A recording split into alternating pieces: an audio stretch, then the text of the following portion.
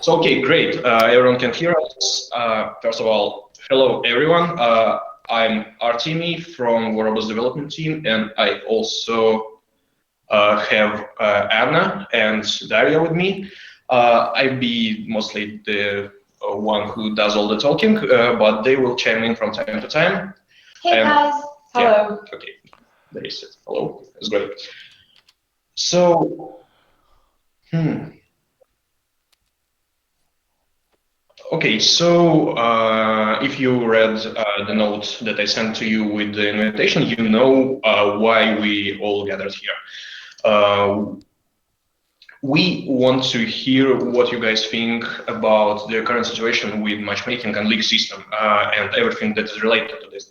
So there's a lot of you. So in order to keep the order intact, we decided to give everyone some time when you can speak what you think, when you can tell us what you think, and no one will bother you while you're doing this. But keep in mind that we have about an hour or hour and a half so we don't have too much time. So try to be as concise as possible. You'll have about 4 or 5 minutes to your part of yeah, and after that maybe we'll have some time to run more open discussion. So we'll see. And without further ado, I guess let's guys begin. And first on the list is Dragonaut. I hope I pronounced this right.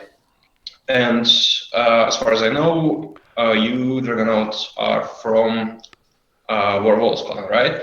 I read an article on how it's called Jeopardy Diary, right? And you actually have a point with all this story, but that's why it's so interesting to see your points regarding all this situation. So I'm turning your mic on. Go for it. Yeah, Hello. Hello. Hello. We can hear you. Yes, my clan was mainly a silver clan. We did not work towards being gold because we liked the speed of the Gepards, which I'm sure you're very familiar with. Our gameplay, the fact that community, the silver community, was had grown pretty big from the enjoyment of that gameplay. But should I go ahead and mention my concerns with matchmaking? Sure, go ahead. Okay. Well, I just wrote down some stuff that was all from me as well as from other players that are friends of mine in the community.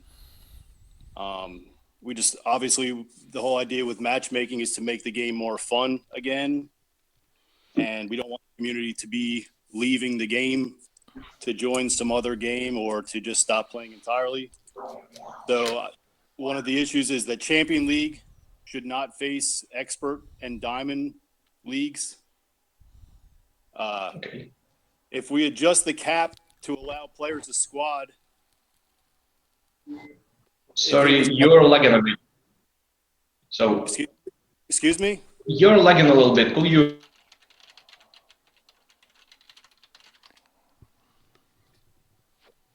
I'm saying like the old matchmaking system was, if there was an increase to the cap or if they modified the cap to where you could play with the newer players, if there was a lower player in your clan, you could squad with the lower players. If the rank system was in place rather than the league system. Because right now, if you squad with a lower player, you are pulling them up. You're facing impossible odds. You will not win the match with lower. And my suggestion to protect from seal clubbing is to have, like, the tanker server is a separate server from the main server. So I was thinking that instead of having a tanker server, have the people that are level 1 through 29 on that separate server to protect them from being seal clubbed. Mm-hmm. The average players don't know the rules. There's no place that's listed that you may not tank or that you can't skip maps. There's no place telling people that they can't do map skipping, but you get punished for map skipping. I also think it's wrong that it seems that the matchmaking, if you are solo, seems to keep you at a 50% average win, and that if you go above 50% average, that it's pulling lower players to your squad, as well as putting you against higher rank red opponents. And that's what I'm saying. A solution might be a modified rank system similar to before, which would solve the people that would be clubbing, including if you had the separate server for 1 through 29, that would solve the clubbing issue, and it would eliminate the urge to tank, because they can be able to squad together if they could set their bot level and their weapon level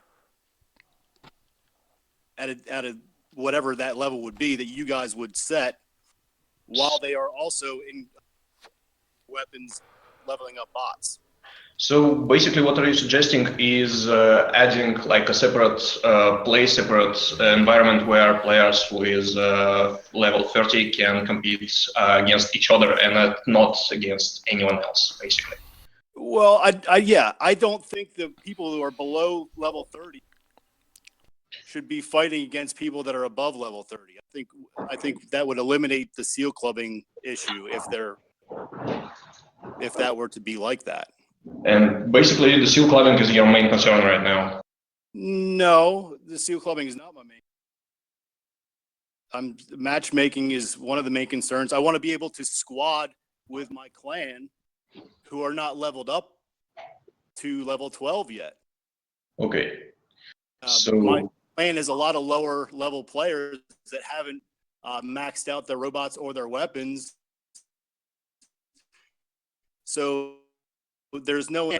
Okay, so another point that we might need to add some place where you can play with being a veteran player with someone who's lower player than you and still be competitive. That's the point, right? I think so. I didn't catch. Okay. Is there something else? I mean, you have like 15 seconds, maybe. Last words. We can move on. Okay, sure. Okay, thank you. Thank you for your contribution. And next on the list is Norse Patriarch. Is he actually around? Yes, he is. Yep, so I'm right here. Hey, I think, yeah, let's just proceed. Can you hear me? Yeah, we can hear you really well. Okay, excellent. First of all, thanks for having me here. I'm really honored to be a part of this conversation. It's great to be able to contribute to it. I've got a lot of thoughts on a lot of topics like all these guys, but since we want to focus on the league and matchmaking, I'm just going to skip to that, and if I have more time, I'll hit some other things. I think that if I can summarize all my notes here that I'm looking at, I think that the biggest frustration, and the guys can disagree with me this later or agree, is that people feel like they can't play the way they want to, whether it's Gepard hangers or whether it's I know guys that have max hangers, but they like to go and build an all Destier level 1 squad with level 1 Molots just to go play. And they feel like they can't do that because of the current matchmaking system. So it is a frustration. But I think that the previously suggested alternate game modes, I think that could really be the answer to all of this. And just drawing from other games that I've played and just from the different things we've experimented with over the years with war robots, I think that adding different modes, I think having a league play where you're going to have the tough matches that you have now, which are always based on your league, that forces you to be really competitive. I think that's good. I think that gives a lot of meaning to players. Mhm. I also think that adding something as simple as a casual match, which could have different things. It could only match you with based on equipment, or it could simply make everyone's equipment valued at, say, level 8, like the last test server. So if I go in with level 12 equipment and someone that just started goes in with level 7 and level 3 mixed matched equipment, not really knowing how it works, the equipment is all equalized for the match. And that couldn't affect ranking, but that would allow people to still earn silver and gold rewards for playing without feeling like it's impossible to fight fair matches. And then, of course, the clan versus clan and custom matches that have been talked about before. I think that those 4 options could take the existing league system and expand it to actually give some of those diverse experiences that people are looking for. Does that make sense?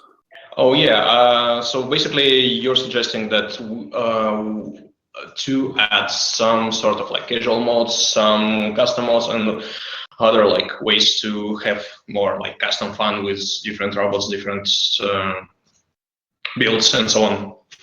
I think that's a big part of it. Are those things still in the works? Last I heard that they were. Actually, what we are working on right now is like custom matches, which We would like to tell you a bit more about our plans after Yeah. you all guys finish, the Okay. first. Yes. But Well, yeah. yeah, Do I have more time? Yeah, you have like about minute and a half. Okay. Yeah. Another issue, and I'm real big on wanting to fight guys above my weight, and that's what I built my clan off of, and it's a challenge, and I love it. But I know that that's not that way for everyone. One of the things I think is a mistake is punishing the tankers or the quitters. I'm running into guys all the time that don't know that's in place. They don't understand that it's not acceptable to the community. They don't understand that Pixonic has put mechanisms in place to kind of penalize them in some way. So that only adds to the frustration. And as much as I hate it when people tank in my matches, there's a lot of guys that just don't understand what's going on. They don't like a certain map. They whatever reason. I think that an alternative would be to try to find a way to reward completing matches. Maybe silver. A lot of people are complaining about silver rewards. Maybe there's something to that for getting a bonus for completing a match, even if you lose. Just a small one. Just a bonus for silver just for completing a match. Positive things like that are things people are asking for anyway, but that can be given in a way to encourage good sportsmanship and finishing matches, things like that. The other thing was beacons. If I got the time, beacons and counting for weight towards your ranking, counting for weight towards your placement in the aftermatch report. I think that's important. I think weighting them with like an invisible damage value to be relevant and comparable to damage, and not just damage points alone. I think that would help. The biggest thing, other than that, if I got a few more seconds, I really think that regardless of anything that we say to you guys, I think the most important aspect is that when you guys decide which direction you want to go with something, have a vision for it and share it. I think people will get excited about that. Sometimes I feel like in the past, some of the problems that have popped up with some of these issues have been as a result of trying to please players, which is a good thing. But if it's departing from your plan and your vision for the game, I'd rather see people have to wait longer to find out what that is instead of causing distraction for you. Does that make sense? Yeah, sure. It does make a lot of sense. So thank you, and yeah, thanks a lot. Thank you. And we are moving to the next guy in the line, and that will be. Give me 1 second. That will be Adrian. Hello, Adrian. Go on. Hey guys. Okay, so I'm just going to go through my list here because I have 4 points. This is just based on like my experience, what I've seen in matchmaking, the league system through comments on my YouTube channel, Facebook, and pretty much the rest. But my first point is basically I've been seeing a lot of players dropping and some say tanking, whether it's intentional or not. Adrian? Hello, can you hear me? Yeah. Yeah, we can hear you. Yep. Okay. So, I'm not sure if this is intentional or not, but it could potentially be even the player replacement system not working, or in that case, or maybe players are deliberately tanking. So I think that needs to be investigated a little bit more, because, like, I've been in games where I've seen players, they would drop the map before the 30-second timer is done, but they aren't replaced. So I think there might be something there that needs to be investigated. The second point that I have here is, I've been in games, because I'm in Champion League, sometimes I do face lower level players, whether they be on my team or the other team. I've seen my clanmates face this as well. So I think, as some of the others have pointed out, like, if you group them, like maybe recruit only faces private, bronze only faces silver, you group them in like 2 league categories, and maybe with the highest level, the top 100 master players will face champion. The only problem that I see with a system like that is because that works on like solo gameplay. Now, if we face a custom, platoon where you have, players from different levels or whatever, that might become a problem. So I don't know if it's a matter of introducing sort of like another sort of matchmaking system within that for squads versus solo play.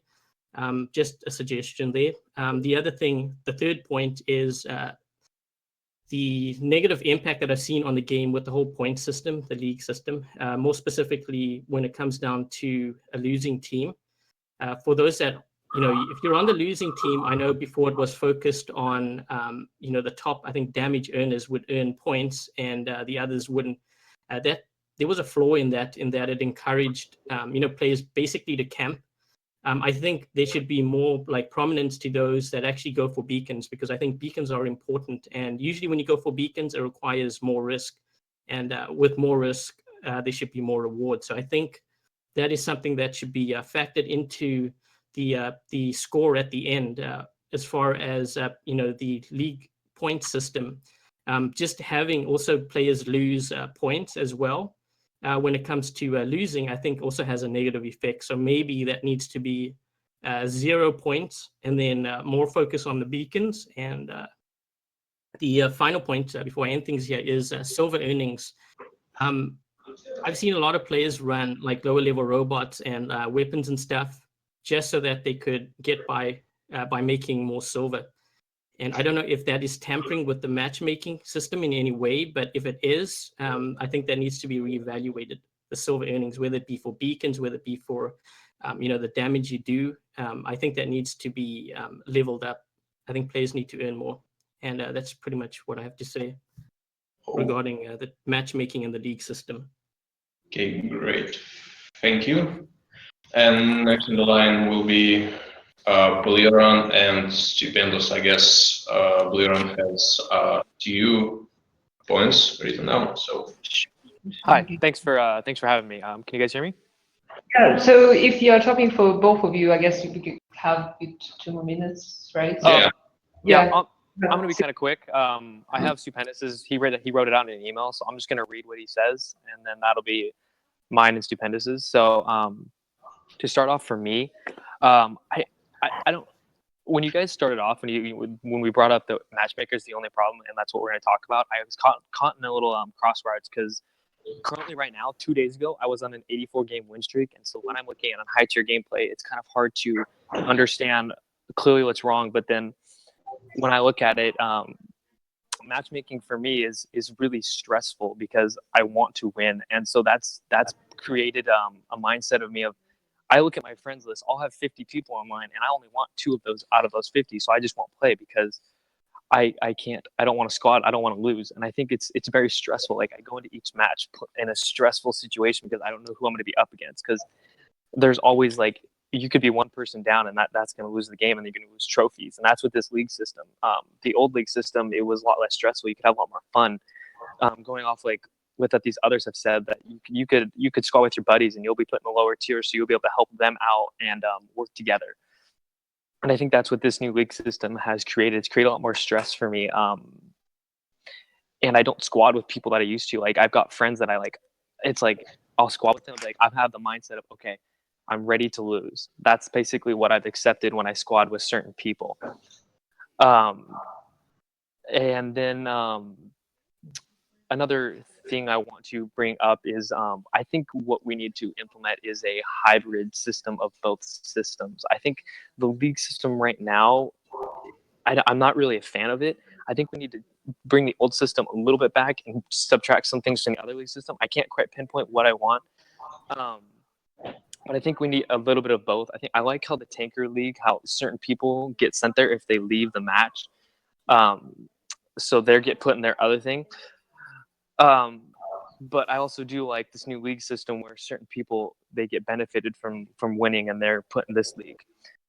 And that's basically what my mindset is on this whole thing. Sorry if I can't bring all these issues because I sit at this higher tier, so I don't see all these problems that other people do.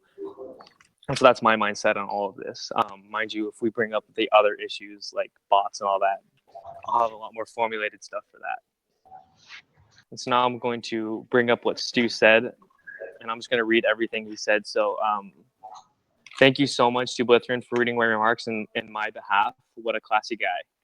Unfortunately, circumstances beyond my control are keeping me from being able to attend this meeting, for which I apologize.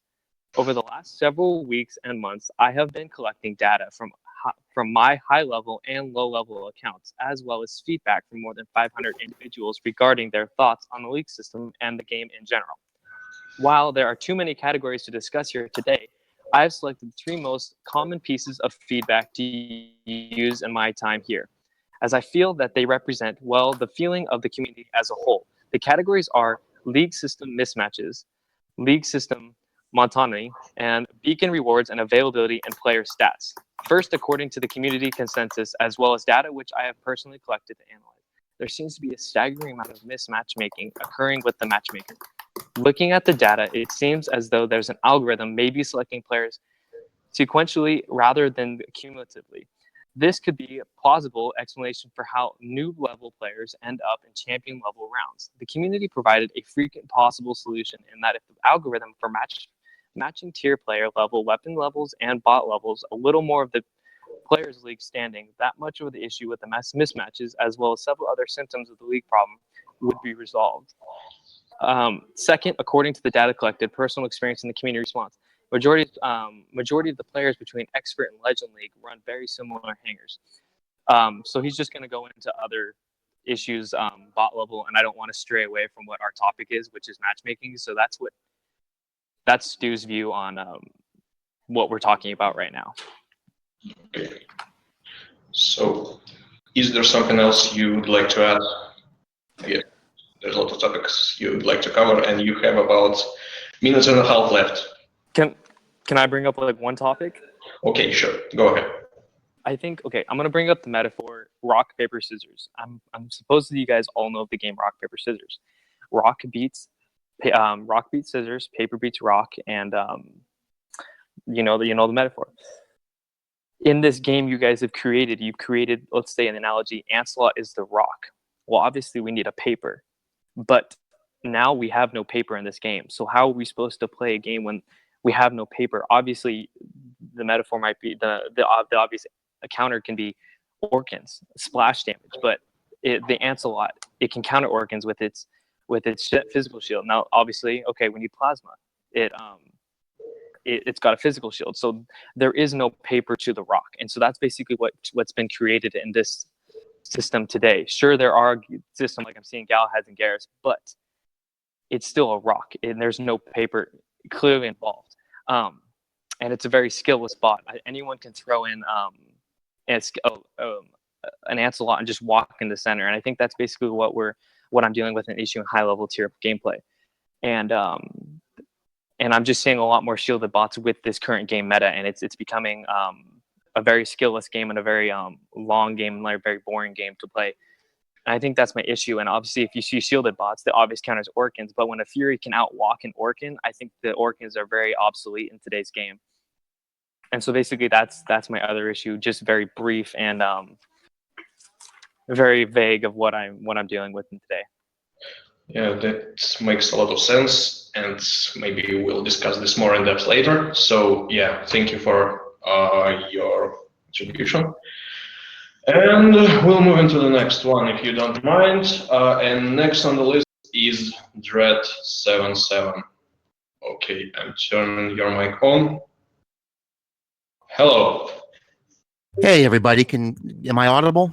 Please, you're loud, but Oh. yeah. Oh, good. Sorry if I'm a little hoarse. I'm dealing with strep throat today, but wouldn't miss this. And thanks again to you guys for putting this together, giving us a chance to be heard. I really appreciate the opportunity.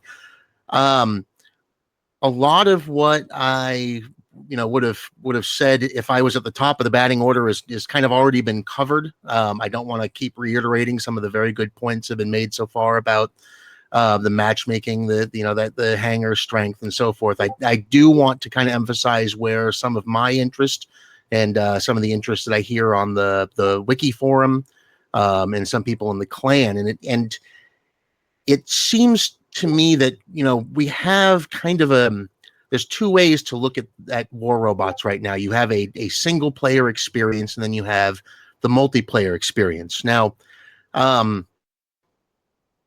first, really quick on the single play experience, and say that I understand this is for many people a minority opinion. I certainly, every time I say this, I feel like I have to disclaimer that this is not intended to invalidate the experiences of other people. But I will say, as someone who really and dearly loved the tier system, Gepard warts and all, and I was not a big fan of the league system at this point in my war robots playing. I'm having the best single player game experience I've had since I've been playing. And again, I know your mileage may vary. I have very good matches. I go into it feeling that I've got a shot at every one. So I'm not too hung up on things like win streak, although I know that for some, obviously, that's very important. That high, of course, a lot of those players are playing at a higher level than me.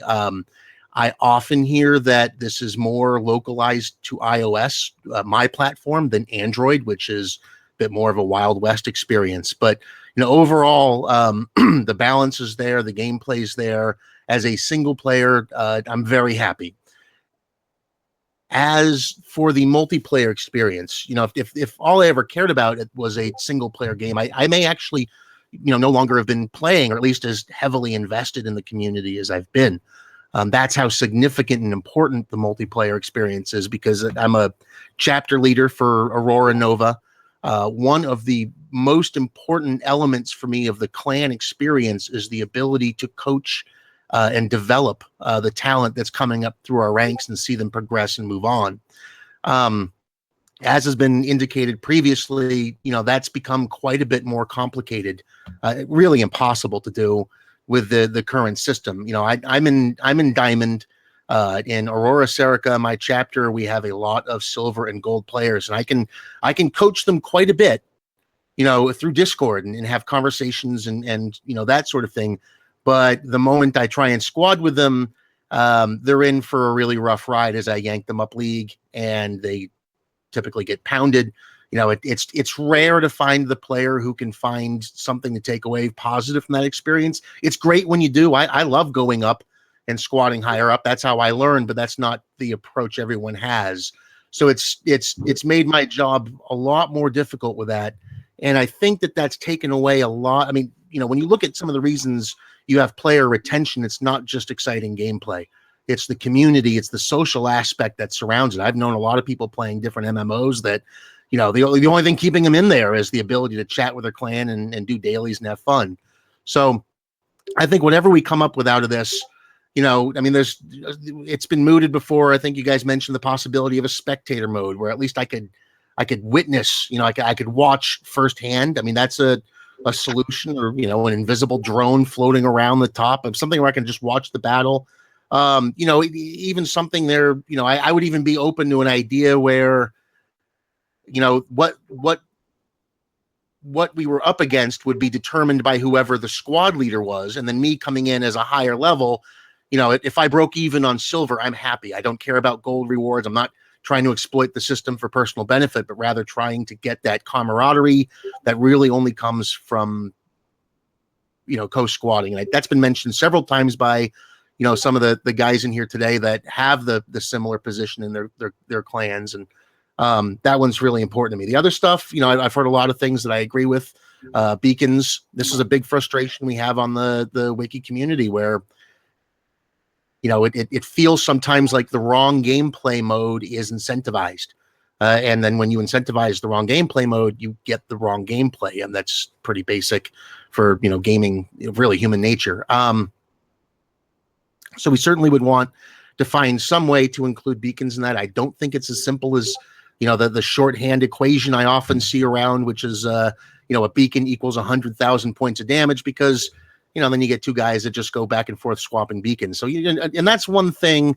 As a very brief aside, and then I'll draw this to a close. I may be over time now, but I think when I look at a lot of the decision making that Pixonic has made with War Robots, and I did write about this recently. I think there's the law of unintended consequences it comes in to mind, where it's the intention wasn't for these things to happen, but I think that the ability of the community to game the system was maybe in some ways underestimated. And now we have, rather than having you guys focus on longer term issues and gameplay improvements, you've got to unplug from that, run over to the other side, plug in and solve the tanker problem. And, I think the key to long-term success here would be to, minimize having to band-aid and triage and be able to focus on the longer term stuff. And I think a talk like this is certainly, getting issues on the table is a way to move toward that. So again, I'll conclude by, thanking you guys for hosting this, and thank you to all the, my peers on the line for, I know it's not always easy to take time in the middle of the day, but you did it. You're here because we all want to see positive change in the game we love. Yeah, that's amazing. Thank you. Thank you. We're moving to the next one, and next one is Ace Thunder. Oh, where are you? Okay, and turn your microphone on. Hello. Oh, hi. Sorry, I was yawning. It's very late. Can you hear me? Yeah, we can hear you. Lovely. Okay, then. So, I've been struggling with what to actually say about this, because for me, the matchmaking, as Blitheran said, is not really the core issue, or what I believe to be the core issue as to why you may be bleeding players, but in the interest of staying on topic, I'll do the best I can. To be clear, I think the primary reason why you could be bleeding players is simply because the choice of how to play has been taken away, which was with the previous system, where they could be in the lower level bots and they could do as they wished. So I think that that's generally the core issue. In the interest of actually finding something to say, I went and looked back on the blog post when the new matchmaking system was introduced. And I looked at the three main points that were cited as to why this change was made. And I'm going to go through them very quickly and give you my perspective on how they have either been successful or failed, or been somewhat successful. And I'm speaking from the perspective of a solo player and someone who is hovering around the level 9 to 10 area. That sort of area where it takes a long time to move up. So one of the matchmaking goals that was mentioned was transparency. The changes was that it was to make it more clear what was to be faced. Personally, Lloyd, I don't really... Lloyd, I'm sorry, you would have to repeat what you just said. We lost you. Can you hear me now? Hello? Hello? Could you just repeat the last sentences you said? We can hear you now. Yes, of course. One of the things that was mentioned in the blog post was transparency. The objective was to make it more clear as to whom would be faced. Can you hear me? Yes. Yeah. Yes. I don't really see how that's been achieved. It's no more clear to me who I will be facing, regardless of the league I'm in, because as it has been mentioned before, the leagues are constantly mixed. I'm in an expert league 2 or 3 at the moment, and I constantly face the champion or master and under as well. The second objective was better balancing. I think this has been somewhat achieved in that I tend to face opponents who are closer to my general level. But then this is undermined by general game mechanics, but that's a different topic. And the third point was better rewards. And with exception of the gold that you get from changing tiers, I personally haven't noticed any improvements in the rewards. I certainly haven't noticed any improvement in the silver gaining. What else can I say? Yes, to be honest, I think that the matchmaking, the changes in taking away the choice of where the player can play has only exacerbated and accelerated issues that were already present in terms of the mechanics and the balance of the game.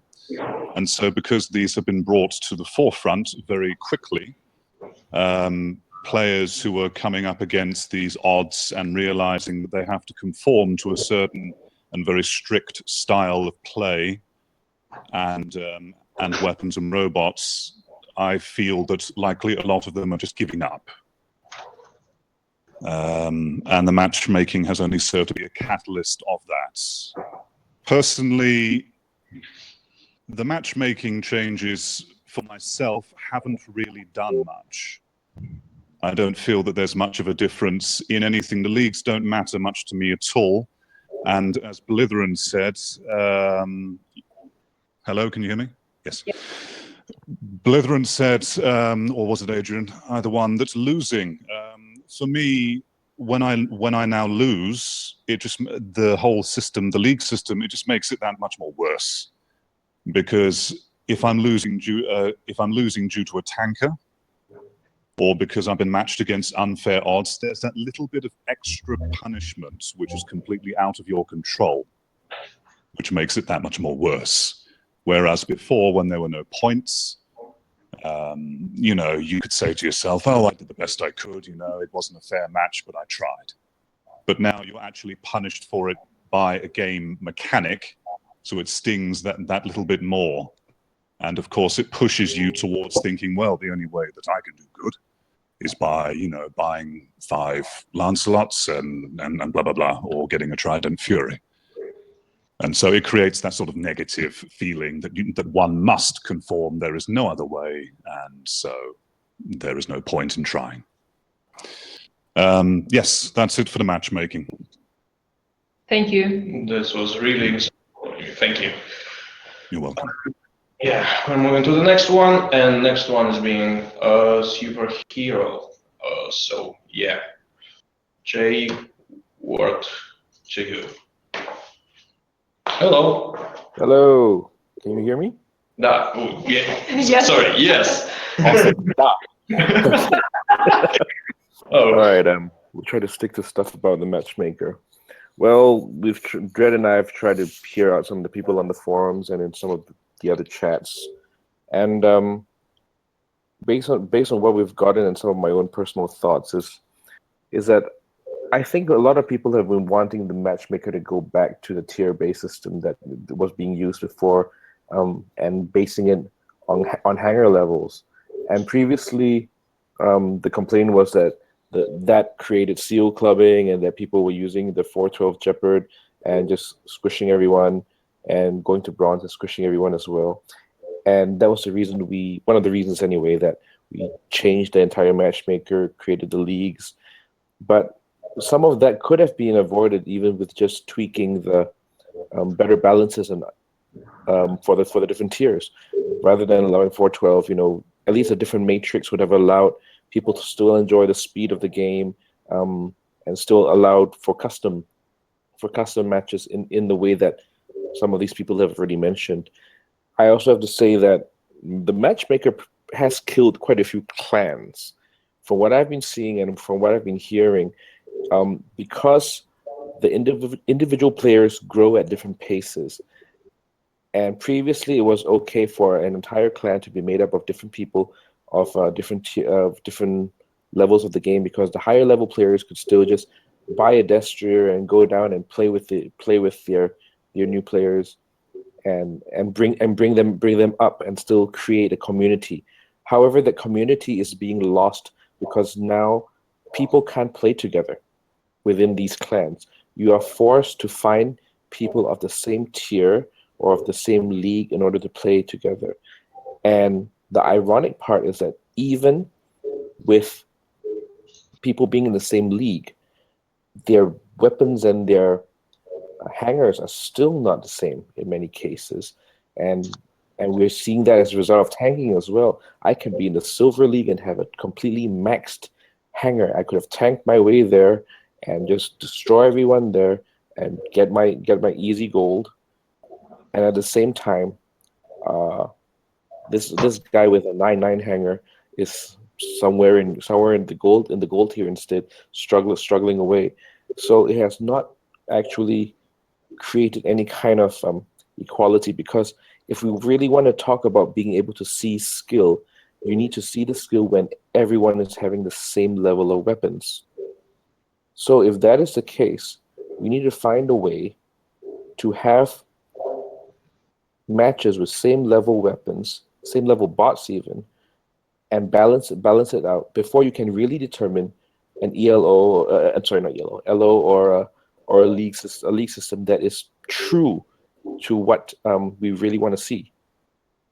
And to be very frank, I agree with what Asander was just saying about the fact that the point system has stressed people out so much that some people just don't want to play. They're scared to play because they're scared to even lose their ranking and their placement in certain cases. And he was right. I totally agree with what he said about the feeling of being punished for the losses due to a bad player or due to a bad situation. So I don't really like the way the league system is tweaked right now. One of the other things which is involving the matchmaker, but yet not involving at the same time, will be to do with the communication that Pixonic has with the rest of the community. For example, the tanker queue, we sometimes are not sure what exactly is required to get into the tanker queue. I know sometimes we purposely make it vague so that people don't exploit it, but there's this weird balance right now where we're not sure where things are going. We're not sure what happens or what we should do if we get into that queue. And even with communication and how things are being played out, such as getting beacons, the importance of beacons, the importance of how to win, the importance of how to upgrade, even if not personally speaking, if not for the forums and the wiki which I found, I would have probably given up the game in the early stages of me playing, because if I had followed the advice which the game gives me about how to upgrade my weapons, I would probably have died and stopped playing the game. So I think transparency and communication is quite important in how you guys tell us about the matchmaker, not just us as like insiders or people in Discord, but to the general gaming public. Because I think Shaolin Rogue was just saying early on, before the thing even started, that we in general are just a drop in a huge ocean of these players, and not everyone is going to play like an hour. Even I don't play that much. I have kids, I have work, but at the same time, I enjoy the game. I enjoy the community. Some people I know spend more time on the forum and online chatting than sometimes actually playing the real game. And you guys have an amazing game and an excellent game here that has created a community which I haven't seen on a mobile platform game before. But at the same time, people are kind of demoralized right now because of the way the matchmaker is going. And I do agree with a lot of people that you should have certain boundaries. If I am a gold player, I should not be having to face an expert. Oh, sorry, not expert. If I'm a gold player, I shouldn't be having to face champions, or I shouldn't be having to face masters, and I should only face maybe like one tier down and one tier up, or one league up and one league down. The problem right now is that even those leagues don't help the situation, because you could have really diverse amounts of hangers and hanger levels within that, and someone with 5 Lancelots tanks his way down into gold and destroys everyone, but it's fine because that's his league and the matchmaker agrees to that. So that's one of the things. And my final point would be that the clan ranking system and the league system should be separate, because right now, because of the way the matchmaker is, many folks are only high ranked because they're squatting, and the squatting has become such a desperate thing in this current matchmaking environment and atmosphere that solo players are struggling, and that has caused a lot of again, demoralization and even fear of playing solo. That is actually lowering the amount of playtime a lot of people are having, and discouraging people from being from playing unless they happen to be in a clan, which requires them to have the same level or the same league. And so there's so many more conditions in order to play and be successful in this game now than previously, when it was just a bit more fun and a bit more freedom in how the game was played. I do agree that that changes were needed or improvements were needed, but I do think that it probably could have been done better, and maybe you just got to figure out what kind of values and what kind of vision you have for the future, because we thought we were getting a game which we could have that freedom to move around and different levels. But if we wanted to have it that linear, then maybe that just needs to be communicated so that we do know what we're in for. That being said, I do agree with everyone. Having a custom match system for clan matches and for people to play what they want at the level they want with who they want would really solve a lot of the problems. Thank you. Okay, thank you. And next one will be Shaolin Rogue. I'm looking for Shaolin Rogue on the list, and I'm turning your mic on. Hello. Hello. Thank you. And first, I'd like to thank our host for extending the invite to the forum community, specifically, as well as everyone else for taking their time out to meet here today. I have an account that is currently in Silver 3. I've dipped into Silver 2. But in addition to that, I've also started a couple of extra accounts for various reasons. So one of them I started after the league system hit. So I've got a full picture going through. And I have to admit, for a new player coming up, it is very discouraging at times. I think I was still in either Recruit or Private League the first time I dropped into Shenzhen and was confronted with a twin Trebuchet Rajan. That's a lot of workshop points for a Columbus Cossack to try and fight. And that happens routinely on and on and on. It seems that the way the current matchmaker system is, you'll get some good fair matches for a while, and like everyone else has said, you get punished for your success and immediately get the beat down and slide back down the ladder. Now, I'm going to focus more on the matchmaker stuff first and then get back to, like everyone else is talking about, the hanger system, because what was mentioned that speaks to me and a lot of people on the forums is this is a mobile game. So while for somebody like myself who's into progression, I don't mind difficulty, the majority of the player base needs to, grab a game while they're waiting for their kids outside, picking them up from school, in between classes, whatever the case may be. And the new matchmaker and league system has now made it a very linear progression model. On my newest account, I ascertained that the smartest thing that somebody can do is go with Cossacks, then Griffins, maybe pick up a Carnage, and you've got an endgame viable hanger as quick and cheap as possible, no fuss, no muss. And that winds you missing, or you end up missing out on so much depth and enjoyment with all the various weapons and bots in the games that I got to experience when I leveled up my first account. So I've seen both sides. And I have to say the previous experience was the far superior game experience, and that's what got me so involved in both the game and the community. As far as matchmaker goes, there are some common opinions for some quick fixes that are the most important things that need to be done if we're keeping this system. First off, new players need protection. So there should be a boundary set, whatever's deemed appropriate, like level 15 or maybe higher, so that new players cannot be put into the lever queue because they're exposed to some of the worst manipulators in the game when they're tossed in there, and they don't understand enough to know what's going on. They just wind up in there, and all of a sudden they're facing insurmountable odds, and it's going to be very discouraging. Also, sorry, I'm having to cherry pick from my notes because so much has already been covered here.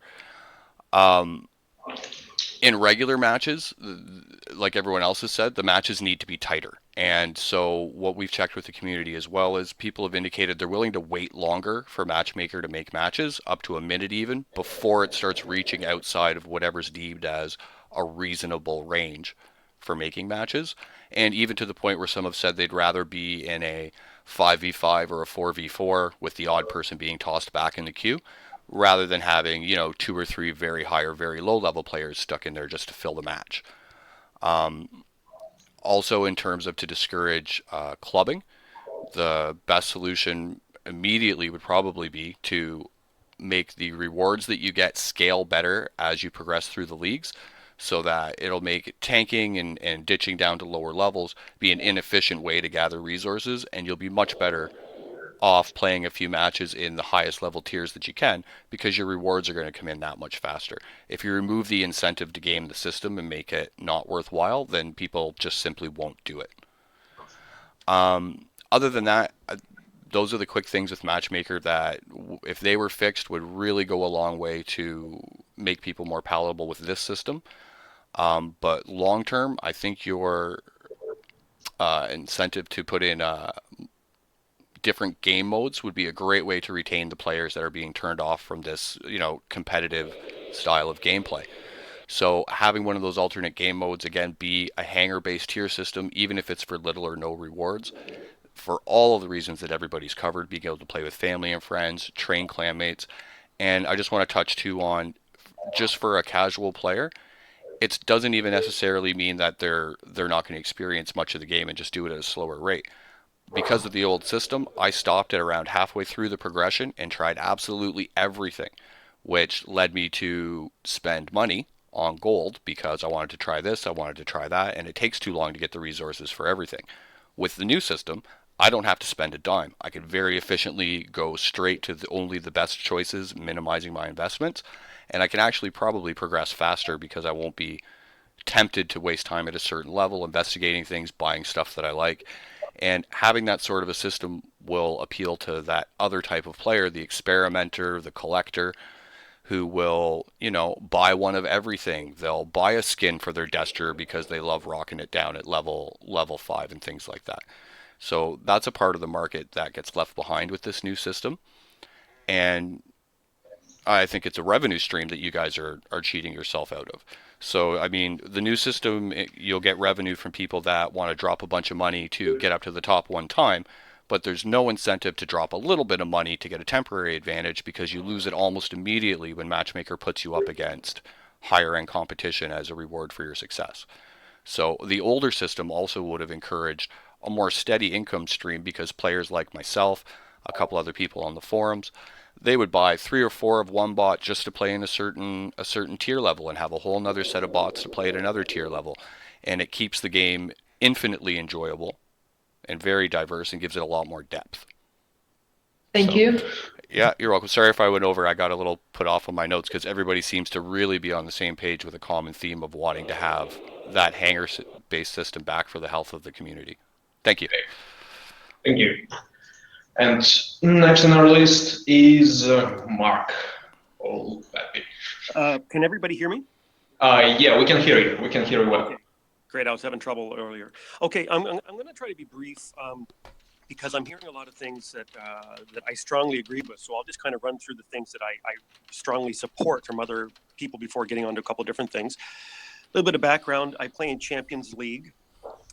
Been playing for almost 3 years, and most of my gear is max. So that's sort of the perspective that I'm bringing to this. And I'm in one of the top iOS clans, but I also play about 80% of my games solo, and that's going to affect my U as well. So first of all, I 100% agree that the matchmaking should be judged mostly on your hanger strength, but with a hard cap. And by that, what I mean is, once you upgrade a weapon to a certain level, it cannot be put on a lower level robot and drop down several levels to take on robots that don't have these, lower level bots that don't have these weapons or this experience. That is the quintessential definition of seal clubbing. And one of the problems with it is that there was no common sense or rationale. There was no transparency in terms of new players coming up if they upgraded their gear. There was no warning saying if you upgrade over level 9, you're going to be playing champion level players. And if you, and if you try to put a level 12 Magnum on a Gepard, you can play low level. But if you put a level 12 Magnum on the same level Stalker, you'll play against maxed players, right? And so the old system, and even was totally created to allow people to cheat it. And so I remember about 2 years ago, I sent a note to Pixonic asking, hey, I don't understand the matchmaking and the leveling. What happens when I upgrade this? What are the cutoffs between the different levels and tiers? And I was told it's a secret. And that the reason why it was a secret was because they didn't want people to abuse it. Well, I think if you have more transparency, it takes away all ability to abuse it. There is no confusion. A new player coming up knows that, oh no, if I get my weapons above level 7, I can't play with level 1 and 2 robots anymore. So I can plan my upgrades. I can say I'm going to get all my gears slowly up, bots and weapons to level 6, and then I'll make the leap, right? As opposed to having a bunch of level 1, 2, and 3, or if even higher, level 6, 7, and 8 robots with maxed weapons on it, and suddenly being angry because you're being thrown up against Champions League players. So I think that is something that would really help sort of ease the disparity that we see in terms of the matchmaking. Now, in terms of the way that the system works now, I 100% agree with the idea of not kicking people when they're down, metaphorically. It's bad enough as a solo player. It's bad enough that number one, you're going to be facing maxed clans, largely at my level. You're going to be playing probably with tankers, so you're going to be playing 4-on-6. Half the guys are all just trying to get damage because they're scared to death that they don't, keep their damage averages high enough. And so you lose, and you're thinking, oh, well, and I remember someone else mentioned, well, I lose, I can lose games here and there. And then it's like the kick in the teeth. Then it's like, not only do you lose, but we're also going to penalize you and take away points from you. And I think it's more of a psychological impact. At the end of the day, it's just a game. Why does it matter? But it's soul crushing. And I know myself personally, ever since the league came in, my activity level was around 1,200 to 1,400 activity points. I'm down to about maybe 300 or 400 now. And it just feels like work. It feels like, like just getting kicked while you're down and virtually impossible for a solo player to make his way out there. And, I know one of the points was solo versus clan. And it seems like everything that has been done over the past year has been to try to force people to play as clans. Now, I'm in Vox. It's a great clan. I love my clanmates. Bottom line is I'm a dad. I have a job. And I have real life responsibilities. And the situation is now I can barely play as a clanmate. And so I just feel like, in some of the comments even that Pixonic has posted talking about these loners out there, that's the vast majority of your players. And yet it's almost sounds like we're doing something wrong if we're not playing as a clan. We're the people we're the adults with jobs and money to spend on the game. So anyway, to move on, I really think that whatever happens, there has to be some clear-cut transparency. The idea that you can throw workshops on a mag or on a Gepard in the old days and Seal Club if you put it on a stalker and suddenly you were playing max players. There was no explanation of that. There's no rhyme. There's no reason. People are just walking around lost out there. And it makes this feeling of hopelessness sort of rise up. It's like, I don't know what I'm doing. I don't know where I'm going. Why am I getting thrown up against max guys? Why am I in the tanker queue? What is the tanker queue? I think the more you can get rid of the fog over the game and be just honest with trust your player base to be mature and adult enough to understand what you're trying to do and to support you. One of the other things I think in terms of just overall gameplay, and I'm going to stop talking pretty soon, but I think one of the things you need to think about is sort of the idea of the direction of the way the game has gone, skill versus these sort of static plodding gold bots, and what that has also done on the gameplay experience. When you think my perfect era for the game was actually Rogata versus Boa. That was back when every game seemed like just an intense up-close duel. The Rogata was awesome. You could jump. It was like fighting with a ninja. You were flipping over top of people and jumping down. This is just before Plasma came in. It was just so many great. I literally have memories of some of the old veterans, and just these times where either they beat me or I beat them, and it was just like I would tell my clanmates, "I can't believe this battle." Now, what are the battles? 2 Galahads, or 2 Lances, or a Lance and a Galahad, or 5 Ancelots standing 299 yards apart from each other, basically just mashing their fire button over and over again, hoping to God that their shield doesn't break before the other guys. right? I mean, I'm really excited about these dash bots and the renewed regatta, because I'm hoping it brings back the dynamic skill, quality and factor that decides games. You know, I played a game the other day when I'm just trying to use my regatta. I'm on iOS. I don't have the update yet. And I thought, well, hell, I'll take it out. I literally could not defeat the Ancelot that was squatting on my beacon, because there was no way I could actually bring his shield down. You know, and by the time I sat there like a dummy, hiding behind a wall, trying to take it down, 2 more Ancelots showed up. And so you're getting rewarded for riding this waddling, you know, gigantic, static, kind of, I hate to say it, boring robot. And it teaches you not to use the exciting ones. And I have 2 maxed Lancelots, and I have 3 maxed Galahads. So I'm not crying. I'm just saying the style of play has changed. Stand back 600 meters and fire a trident. You know, waddle across the you know, into the middle and sit there with 6 different Ancelot shields, and just, you know, 4 minutes later you take them down. And then finally, the last thing I'm going to make, and I think this is one of the key things that no one has mentioned, that actually is the root cause of a lot of the problems over the past 2 years, and that is the silver and gold nerf that happened about maybe 2 years ago. I am very lucky I started when I did, because I was able to bank a lot of silver, like a couple 100 million silver, because I played like a fiend. I played all the time. I was pretty good at the game. And it set me basically for life in terms of maxing bots. I cannot even begin to imagine what it would be like to start the game now, where you can play your ass off, especially when you're young, when you're a new player. You play your butt off. You're not in a clan. You end up in a 4 versus 6 game against a bunch of maxed players, and at the end of the day, you make like 90,000 silver, right? And no gold. And so, why did seal clubbing come around? Because a bunch of dudes decided after the silver and the gold nerf that they were never ever going to be able to get enough stuff playing honestly, so they decided to cheat the system.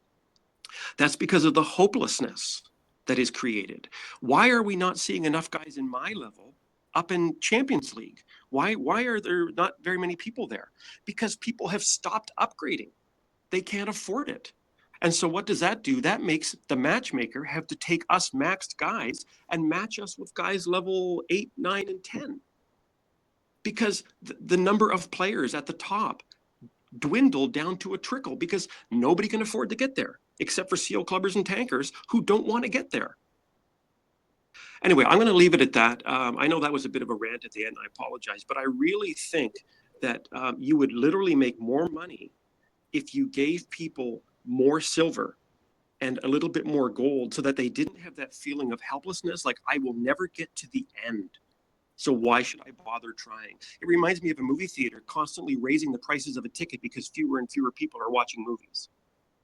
Anyway, that's it for me. And I just want to say I do love the game, and I do appreciate this opportunity to hear from everybody. And I'm really looking forward to hearing what everybody else has to say. Thank you, Mark. Thank you. And next one on the list is Pete. DD. Okay. Let me turn his mic on. Okay. You're online. Hello? Yeah. Hi there. Can you hear me? Yeah, we can hear you. Okay. So I'm another maxed Champions League player from a top clan. I played both squad and solo, so that's my perspective. I have been playing significantly less over the last couple months, and I've been trying to figure out exactly why that is. I think one of the big issues is the feeling of loss of control. I feel a little bit like the game is playing me rather than me playing the game sometimes. I also think that the gameplay has gotten less fun. And I think kind of combined with a little bit of that is a sense of whiplash, where the experience, the game playing experience, has been changing so much. And the bots and so forth, that you kind of feel like it's a little bit exhausting, the gameplay experience changing so much. So, thinking about what an ideal experience would be, I think from a matchmaker point of view, you want to feel like there's a slow, steady progression. You're mostly moving forward. Sometimes you'll take a couple steps back, but it's not all over the place. I think you'd like to feel like you're in control, like you can drop into matches and really affect the outcome. And also from an equipment point of view, you feel like you can upgrade your skills and your equipment and kind of move along that progression so that you get out of the game what you put into it. What's not fun is dropping into a match and knowing in the first minute or sometimes 30 seconds that you're going to lose no matter what you do. Either because players are tanking or because, you evaluate the teammates across from you and compare them to yours and you just know that you're completely outclassed. That type of experience leads to, 9 minutes of not fun gameplay. And so that experience, I think, has been the experience for a lot of players recently. And that has forced them to move towards squatting up because, one defense against tankers and so forth is that you get good teammates on your team. That you use very specific max weapons. Like was said earlier, you can't play the ROG anymore. You can't play down and screw around. And that means that it's become much more serious, much less casual for me. Mm-hmm. I used to drop in and simply play, had a few minutes, I'd play a couple random matches. And, if I wanted to screw around, if I wasn't feeling too serious, I'd pull out some other bots. That part of the gameplay has gone away. And, I'm in a, stressful job. I play the game for an escape. And so if the game becomes work-like, the game is much less interesting to me. Even if the matches are pretty good, when you do squad up, I also want that ability to just have a mental release. And so I think that fundamentally those are the issues that the matchmaker has changed. It's forced this change in behavior. And I think largely that's because the incentive system is not aligned with the matchmaker. Meaning you're finding guys who are dropping and so forth because they have figured out how to game the system, how to get gold and silver. And if the matchmaker, if the incentive system was tied to the matchmaker more directly, if you did that, you would lose money. But it's not tied to the matchmaker. There's this disconnect that I think needs to be closed so that the incentive system is better aligned. And that would be one of my main points of feedback. And the other one is a better way to test these effects before you roll them out to the community. You have a bit of a fishbowl for the test system with, play on weekends, new bots and so forth, but you're rolling out these big matchmaker changes across the community with no way to test it ahead of time, and that's what's causing some of the whiplash. Mm-hmm. And some of the and so I would say, whether it's an AI environment or a separate kind of league or something, some way to test that so that you're not whiplashing your whole community around and causing some of these issues. Just quickly, kind of a little bit off topic, but other things that maybe make me want to play less, players taking slow damage, getting taken advantage of, meaning pay to play. So the Butch robot is awfully close to pay to play. And if I feel like, the game becomes pay to play, then I'm kind of over it. And so I'll be very careful walking that line, not making the best stuff expensive. And finally, back to the fun gameplay, fun robots, fun weapons. I would not focus on trying to make everything viable. I would say, what gameplay is fun?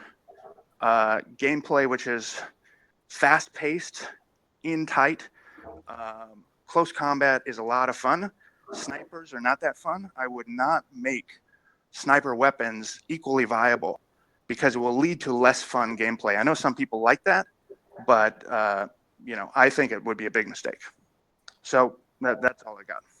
Okay, thank you. Really good points. Next one. Next one on the list, I guess it's Sir Irish. I'm turning your mic on. Where are you? Where are you? Where are you? Here you are. You're online. Hello? Mic check. 1, 2. Can you hear me? You are really. Could you please speak up a bit? How about now? Can you hear me better? Well, we gotta keep it really quiet to hear you. Yeah. No, but I think that'll do. Okay. Let me adjust my sensitivity. Give me 1 second. Okay, sure. Okay, sure.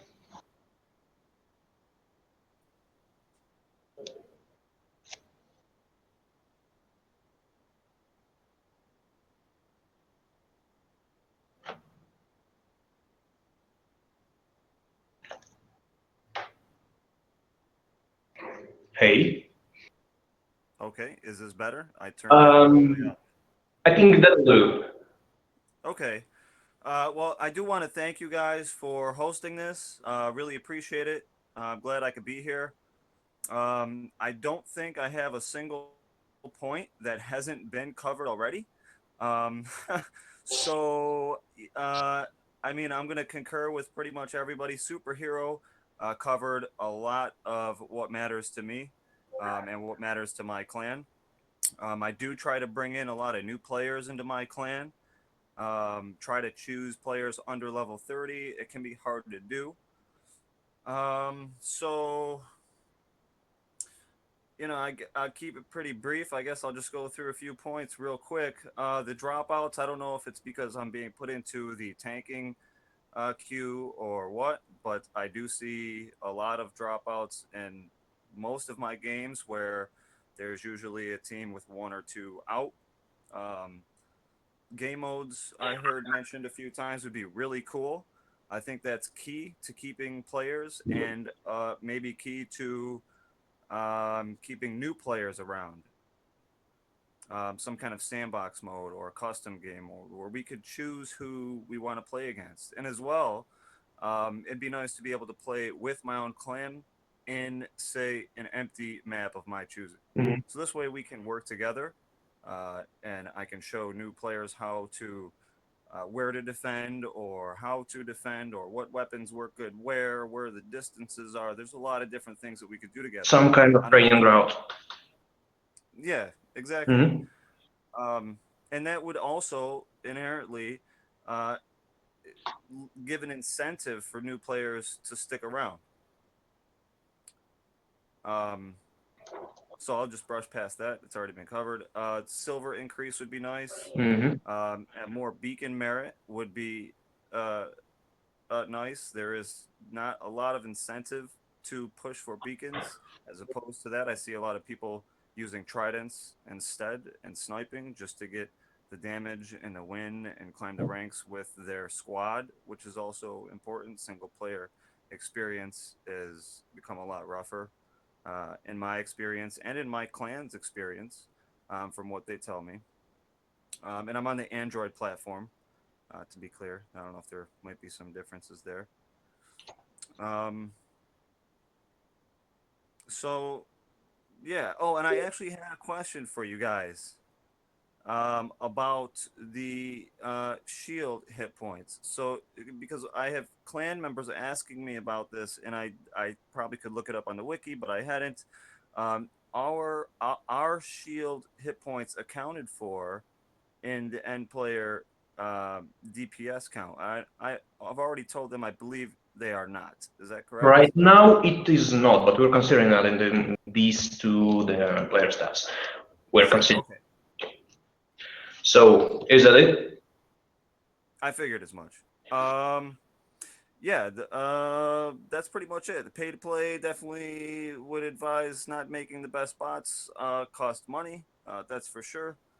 And more daily options. I know that's kind of off topic. I had a few points that were off topic, but more daily goals, daily options, that would be nice as well. Okay. Thank you. I guess we're skipping Ash, unfortunately, because he cannot speak yet. Maybe he will turn up later on, but right after him goes the camper. I'm turning your on. You already turned on, so okay, go ahead. Hello, can you hear me? Yeah, we can hear you. Okay, cool. Without touching too much on what everyone else said, I agree. I think a mix of the old and the new system, possibly, like a lot of other players touched on, like Blitheran especially, like something with hanger power, bot power. I play in Champions League 1. I don't like playing against lower level people. I'm just speaking from my perspective, by the way, and I think that tighter matches, more closely matched with people against my hanger power.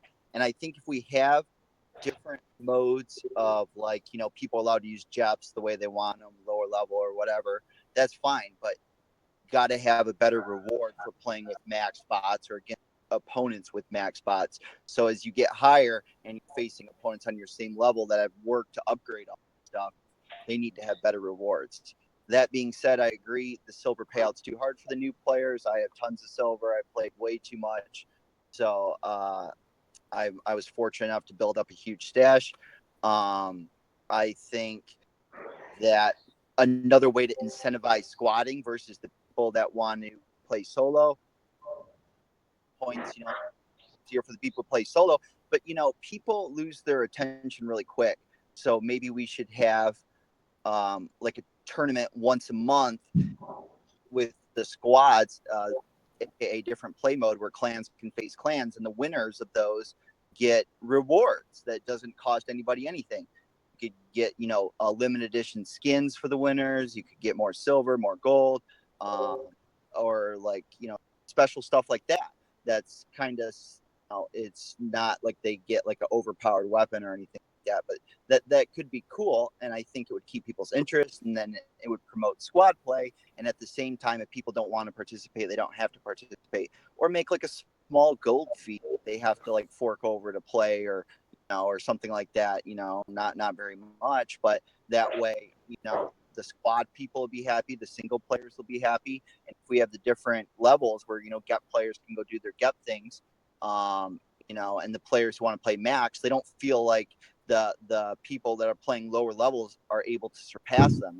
We have rewards big enough that the players that are playing max reap better rewards. And I think, you know, your silver conversion rate is just horrible, and maybe making that slightly more affordable. And because that goes to matchmaking, a lot of people feel so discouraged from becoming max because A, it's either cost prohibitive, or B, they don't have enough time. You know, I don't want it to be a pay to play, like Pete said, where, you know, a really powerful bot costs a lot of money.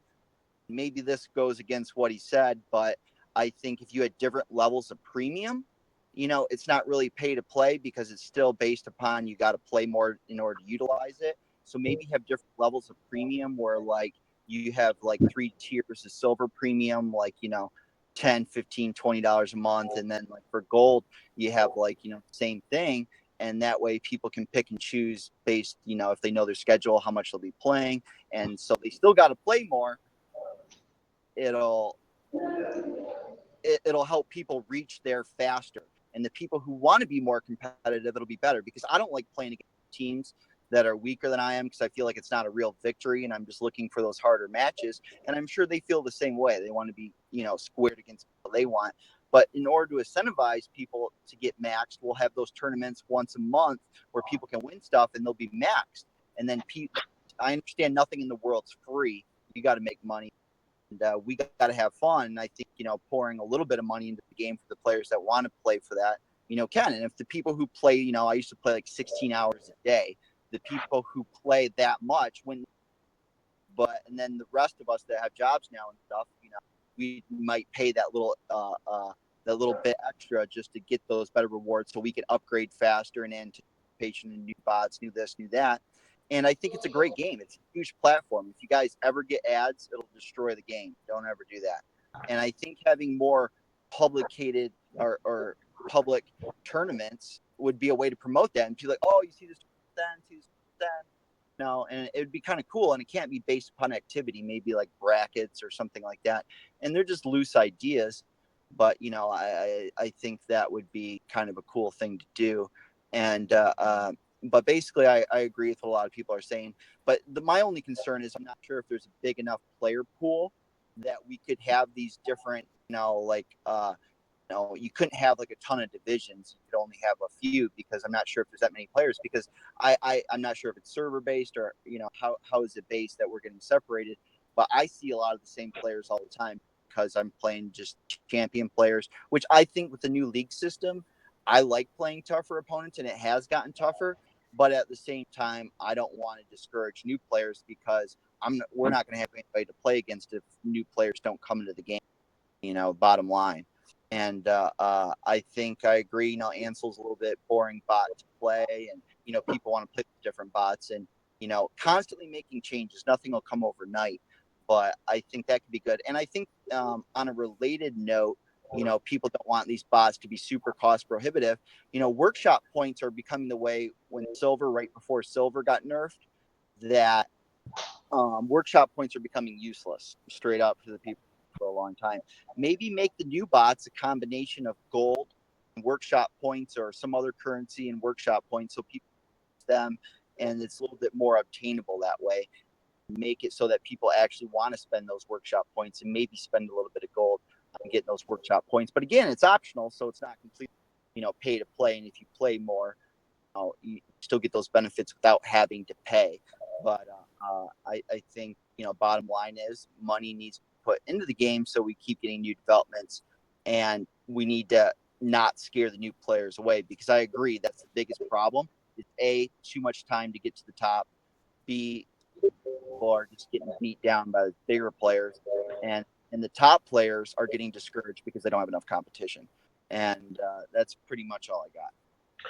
Okay, thank you. And we've got two more people left. And first of these last two people is Caustic Grip. I hope I pronounced it correctly. Hello.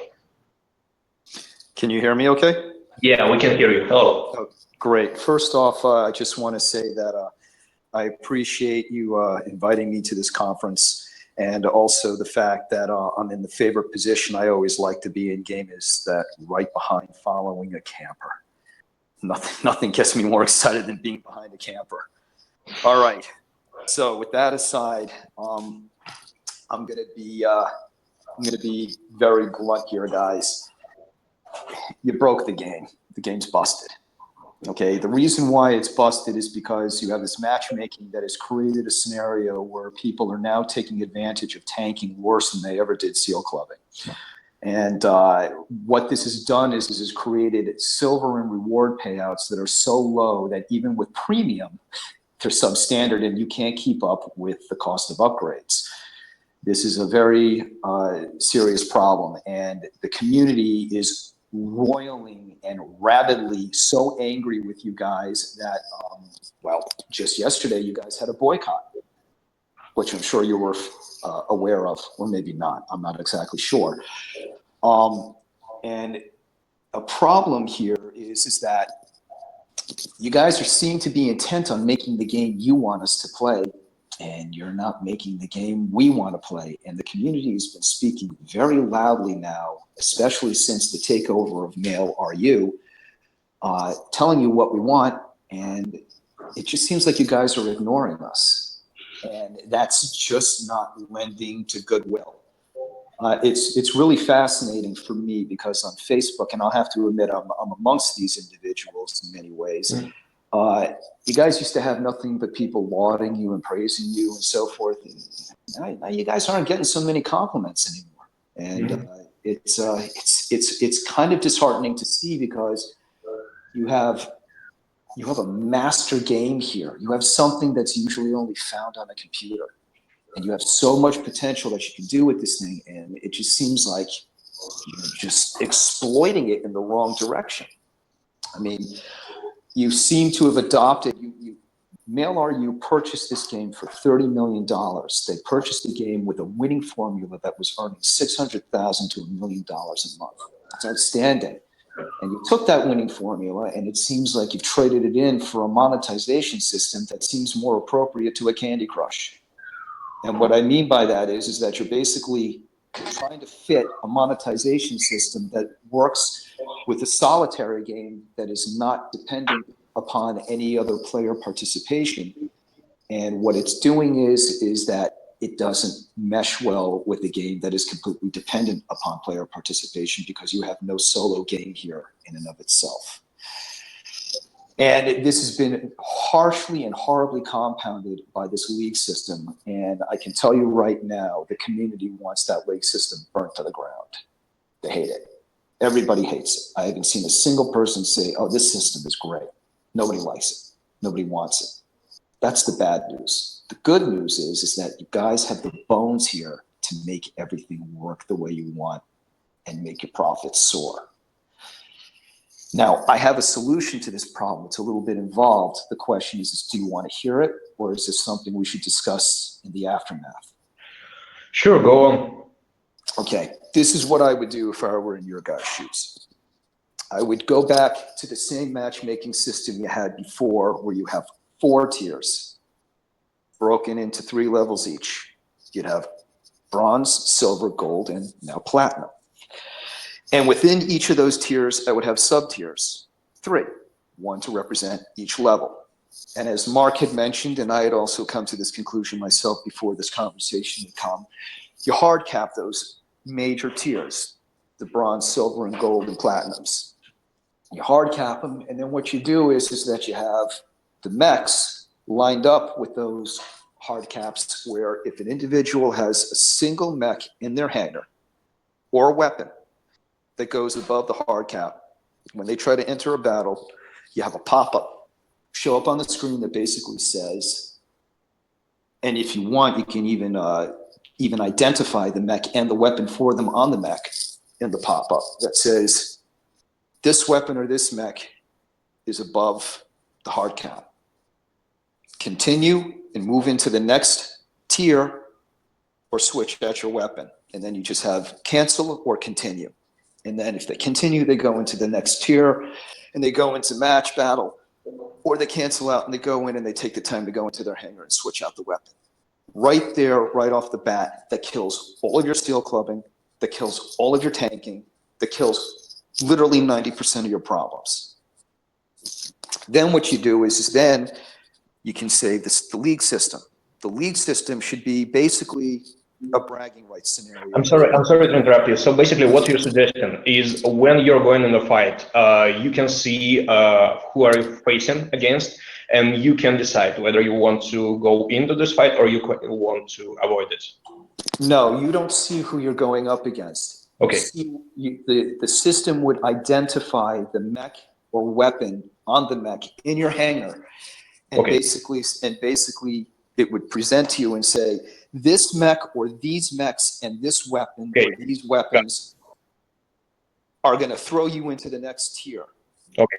You want to go, hit continue. You don't want to go, hit cancel and switch your shit out. Mm-hmm. So then what you do is then the league system can be used so that way only like-leagued players are matched with like-leagued players. And it doesn't have to be only Champion League with Champion League. You could mishmash a little bit, because there's not much of a difference really between the Masters League, the Champion League, and the Legend League. There's just, so you could have like those 3 leagues to bring up your player pool for the matchmaking system. Will allow you to basically, allow them to group them together. If you situate the system like this, your matchmaking problems are over, because that means people will be relegated within the same, at least, technology and equipment phasing to each other, as well as their skill set level based on the leagues. What I really believe you guys need to do in regards to these leagues, ranking system, and so forth is get away from the activity. The activity system is not good. If I were in your shoes, the way I would do it is I would have it a combination of damage, kill count, and also in terms of clans victories and in terms of the individual beacons. You can figure out how you want to put priority in terms of how much weight which one has the other, but at the same time, by doing all those three things, it automatically factors in the activity level of the individual player. That way you actually have your classifications and you have your rankings done based on according to skill and performance as opposed to how much time you're just spending on the game. So those are my suggestions in terms of how you correct the problem.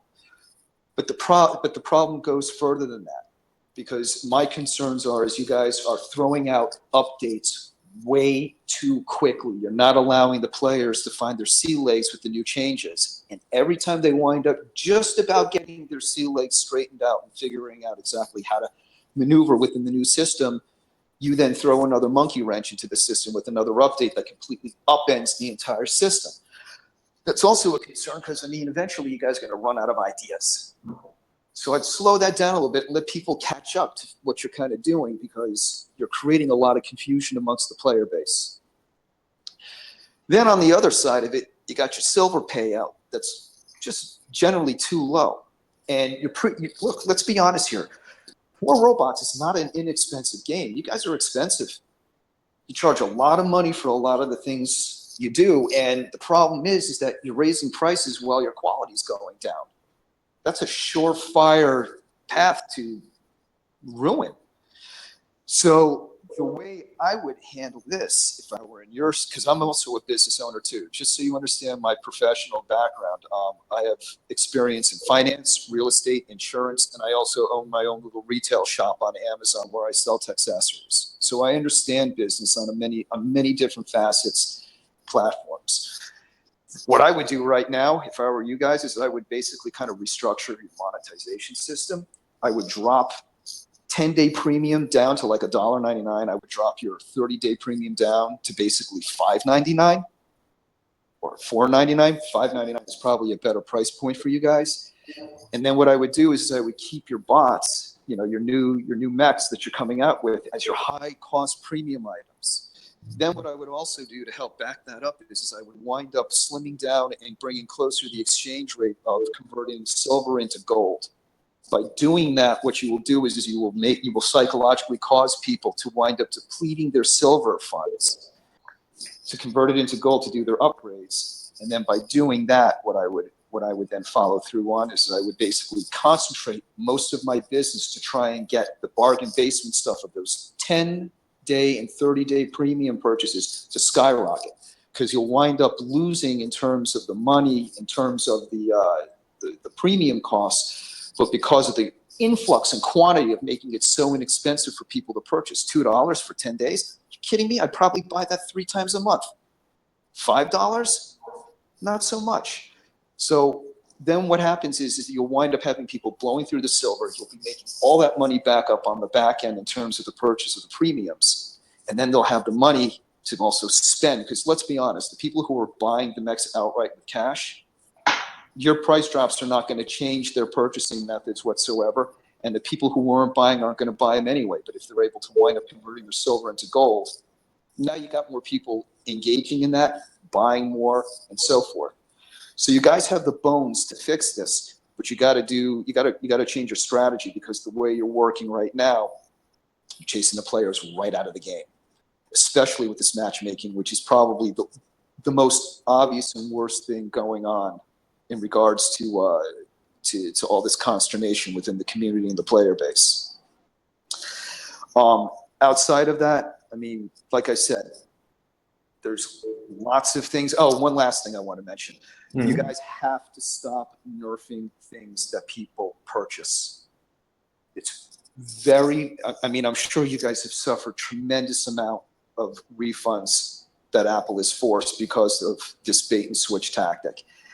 And it's a very upsetting thing when you wind up, you know, spending all this time or spending actual money to get this thing, and then the next thing you know, within 3 weeks, the knees are cut out from underneath it. doesn't make people want to buy, because the way they look at it, they say, why should I buy this? I mean, for all I know, within 3 weeks they're going to wind up changing it up. Somebody in the forum, somebody on the boards on Facebook said a very poignant thing. They said, you guys are basically virtual arms dealers who not only control the market, but control the equipment and can change the equipment anytime you want. You've got a very interesting business going on here.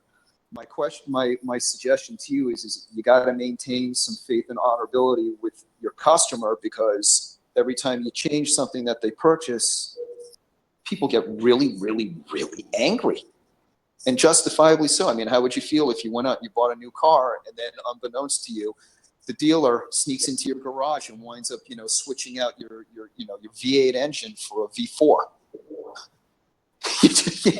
And winding up, upping your gas mileage as opposed to lowering it. I mean, these are very, very upsetting things to the constituency that you guys are catering to, and it doesn't help your situation. So basically, in regards to what was mentioned before, like the rock, paper, scissors situation to like the Ancelots and so forth, the answer is your guns. You recently updated your guns and you didn't do enough for them. The guns are the only weapons in the game. Guys, can you hear us? Yes, I can hear you. 1 second, sorry. Let me know when I can continue. Yeah, sorry. It was No, just it's quite okay. Yeah. Your guns, the Mollets are fine, because what they have for advantages is the 800 meters. But in terms of the Punishers, they're in a weird tweener range situation, and because of the diminishing returns on the accuracy, you got a little bit of a problem there. So what I've been saying to you guys from the test services is you guys nailed it literally the first time when you changed the gun mechanics that first week, which is now about 6 weeks ago. You need to increase the accuracy on those guns, and you need to have the guns do more damage to shields. They're the only weapons that don't have basically a pass-through. Rockets get to pass through, physical shields. Plasma gets to pass through energy shields. Guns don't pass through anything. Their only advantage is to be able to do more damage to those shields to break them down. That's really interesting, because that is what we actually consider. Yeah, we're just gonna cover it all in the discussion time, and Greg. Right. I apologize. I didn't mean to segue and sidetrack like that. Okay. Yeah, we're gonna mention it, and we need to give the word to the last person. I believe the 9th. Yeah. Then I yield the floor. Yeah. Thank you. Thank you very much. Are you gonna put him on? Last students list. I'm going to. Oh, Nigel. Okay. You're online. Hello? No. Not yet. Okay, here you go. Hello. Is it good? Hello. Hello. Can you hear me? Yes, nice and clear. Oh, okay. I'm Nigel Lin from Hong Kong, and I'm representing my friend Leome. Firstly, I apologize that my English is not good too, but I will try my best to express what Leome said, and I just translate in English so I can speak it. And so I will stick to the topics you raised. For the first point, incorporating beacons into leaking point distribution, how big of an impact should beacons bring? It's a good idea to award beacons runners, and I think that awarding appropriate points will be good, such as 5 points. And it is suggested that only the top beacon runner can get those extra points. Besides, many players expect more rewards, such as more golds and silver. In this aspect, I think the existing 5 golds are good, but maybe we can consider give more silver award to the winner side. For example, the reward for each beacon is 10,000 silver, but for the winner side, it could be doubled to 20,000 silver each. So it gives chance to all beacon runners. For the second topic, feeling good playing solo versus promoting teamwork. What's more important? And I would say it's definitely promoting teamwork, but in the present league system for both the losing or platooning size, the leakage points are evenly distributed to platooning players. Not to mention a team that has similar strength players is somehow unfair to players who have better performance. They're getting relatively less points and losing relatively more points when platooning. It looks like a punishment to these better players that it somehow discourages these players to platoon. And my suggestion is to give a little more points for winning platooning players, such as 3 points each. And for losers point distribution, just make it the same as soloing to deduct points, so that the best performance of losing side is relieved, and the extra awarding points encourage both sides to try to win. And for the third topic, where we watch for ladder climbing, what would you expect to see in the future? I expect the players in Champion or Master League can get more silver after each battle, so that it encourages players climbing to a higher league. High league. It could reduce the problem of veterans downgrading their own league to slaughtered newbies. And as there are new boss and weapons coming out after a certain time, there will be an increasing gap in gold and silver between the veterans and the newbies. The developing players or newbies will feel frustrated. So I suggest the extra awarding in silver should be ranged within 20% or less. Besides, the calculation for awarding silver is not transparent and sometimes even unreasonable. There is a situation that the players is low in damage, high in maintenance cost, but getting more silver, alas, can be shown. I strongly recommend the equation behind or the way to measure the silver earn could be demonstrated clearly. And for the fourth, it mentioned about seasons. Should we increase their impact on the league's flow? And I think that the season could be cancelled because it doesn't work much other than giving the goals. Some players for they aim for get more goal, and they just downgrade before the end of the month. You just downgrade them to the lowest level, and then they climb the way up to get more goals. Um, because the cancellation of the season and the distribution of gold will disappear, but I think it can be compensated through each battle after each battle in the higher tier, so that the higher tier can be awarded more. And for the fifth topic, separate non competitive moves are this required? I think it's a good idea. In one way, some players they don't want to play too vigorously. They can play more relaxing and not affecting other players. And on the other way, it can enrich the war robots, the game, and the fun of the game. And the last topic is about activity points versus leakage rating. What is more important to clans? I think it's leakage rating. The activity points cannot reflect the strength of the clans. Many veterans playing less for whatsoever reasons, so that their clan's activity drops, making it hard to recruit newcomers. And the clans, those having more unmaxed pace, are playing harder to get more activity points so that they rank higher. But I suggest that using total sum of leakage points among clan players to rank the clans, so that the strength of the clan could be reflected more accurately. And one more thing, I represent Leome to say that it is suggested to extend the league that is 13 existing grades are discriminate into 30 grades, right? It suggested it can be expanded to 50 grades, and to limit for the whose grading above 40 cannot enter to the gold leakage or below, and so that the veteran cannot slaughter the newbies, the steel couplets can be avoided, and that's all for our opinion. Thank you. Thank you, Nigel. Thank you. Thank you.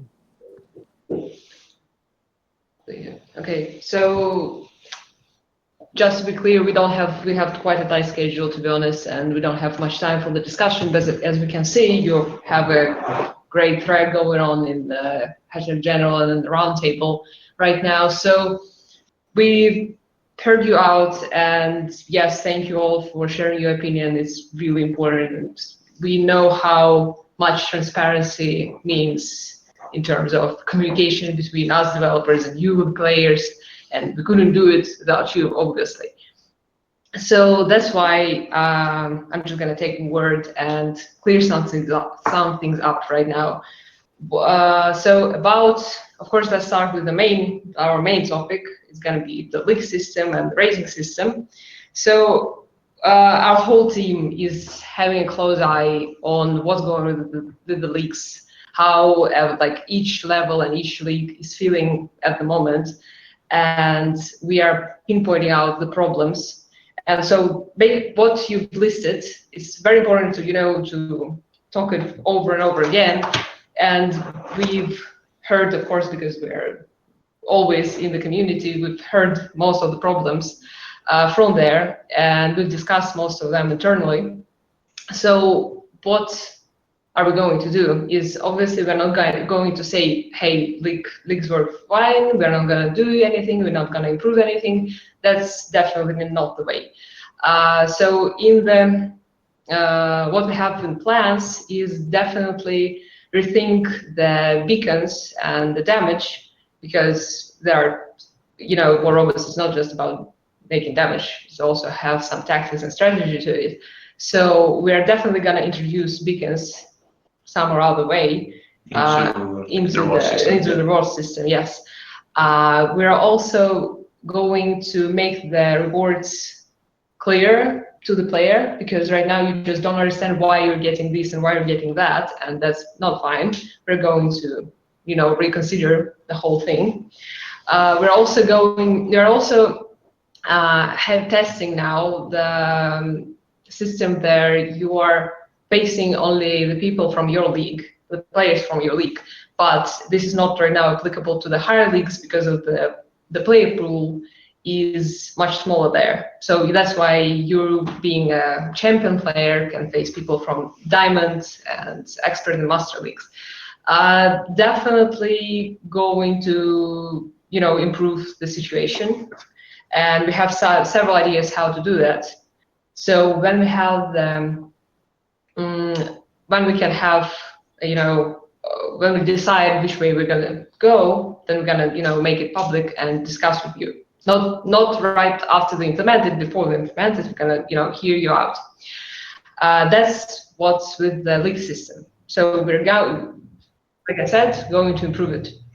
But it's also worth pointing out, since some point you brought up, they're quite new in some regards, so we're still going to reconsider all the stuff and come up with a new and next decisions. So I think we will come up with some sort of like follow-up article around Monday, Tuesday, where we will list all the different stuff you actually brought to the table. And actually I saw like Shaolin Rogue, I guess, promised that he will make a transcription, which is also will be very helpful. We'll see if we'll actually need to add something to that, but yeah, that's the plan at least. And after that, yeah, there will be more news. So yeah, and to go to the not so main topics, but also very important topics we've covered here would be balance, and one of the latest ones with nerfing acids and buffing stuff, and why we're doing this and that. So basically, because of the latest, like the last nerf of the acids, of course we've seen what happened in the community, then we've done this. But it was hard to not see. Yeah, but we had to do it. There was no other way around because it was just very clear that athletes were out of balance. And I mean, just to put things into perspective, it's dealt much more than, I think, about 40% more than the average light weapon. Yeah, that's So quite a lot. Basically, just not in the place we were thinking, initially where it should be, and just had to do it. But recently, all the things changing in the game are just buffs, just all the buffs, all the recent buffs, all the guns, automatic guns, like Punishers and Mullets, and I'm gonna have a quick note on that as well. And the upcoming ones, they're just all, buffs, basically, like Rogatka. I hope guys on Android, I'm an Android player and I love Rogatka, and I was so happy to have 2.8 to be installed and just hell yeah, having five Rogatkas. I believe one of the key points here, in terms of buffing and nerfing, is that we try to approach buffs much more carefully now, because when we did the changes to Aphids, when we buffed them, it appeared to be like a bit too much. And right now we're trying to introduce the changes like gradually, just so we don't have to nerf something and disappoint people. So no drastic changes, to beat very harmful. They may become drastic at some point, but they will.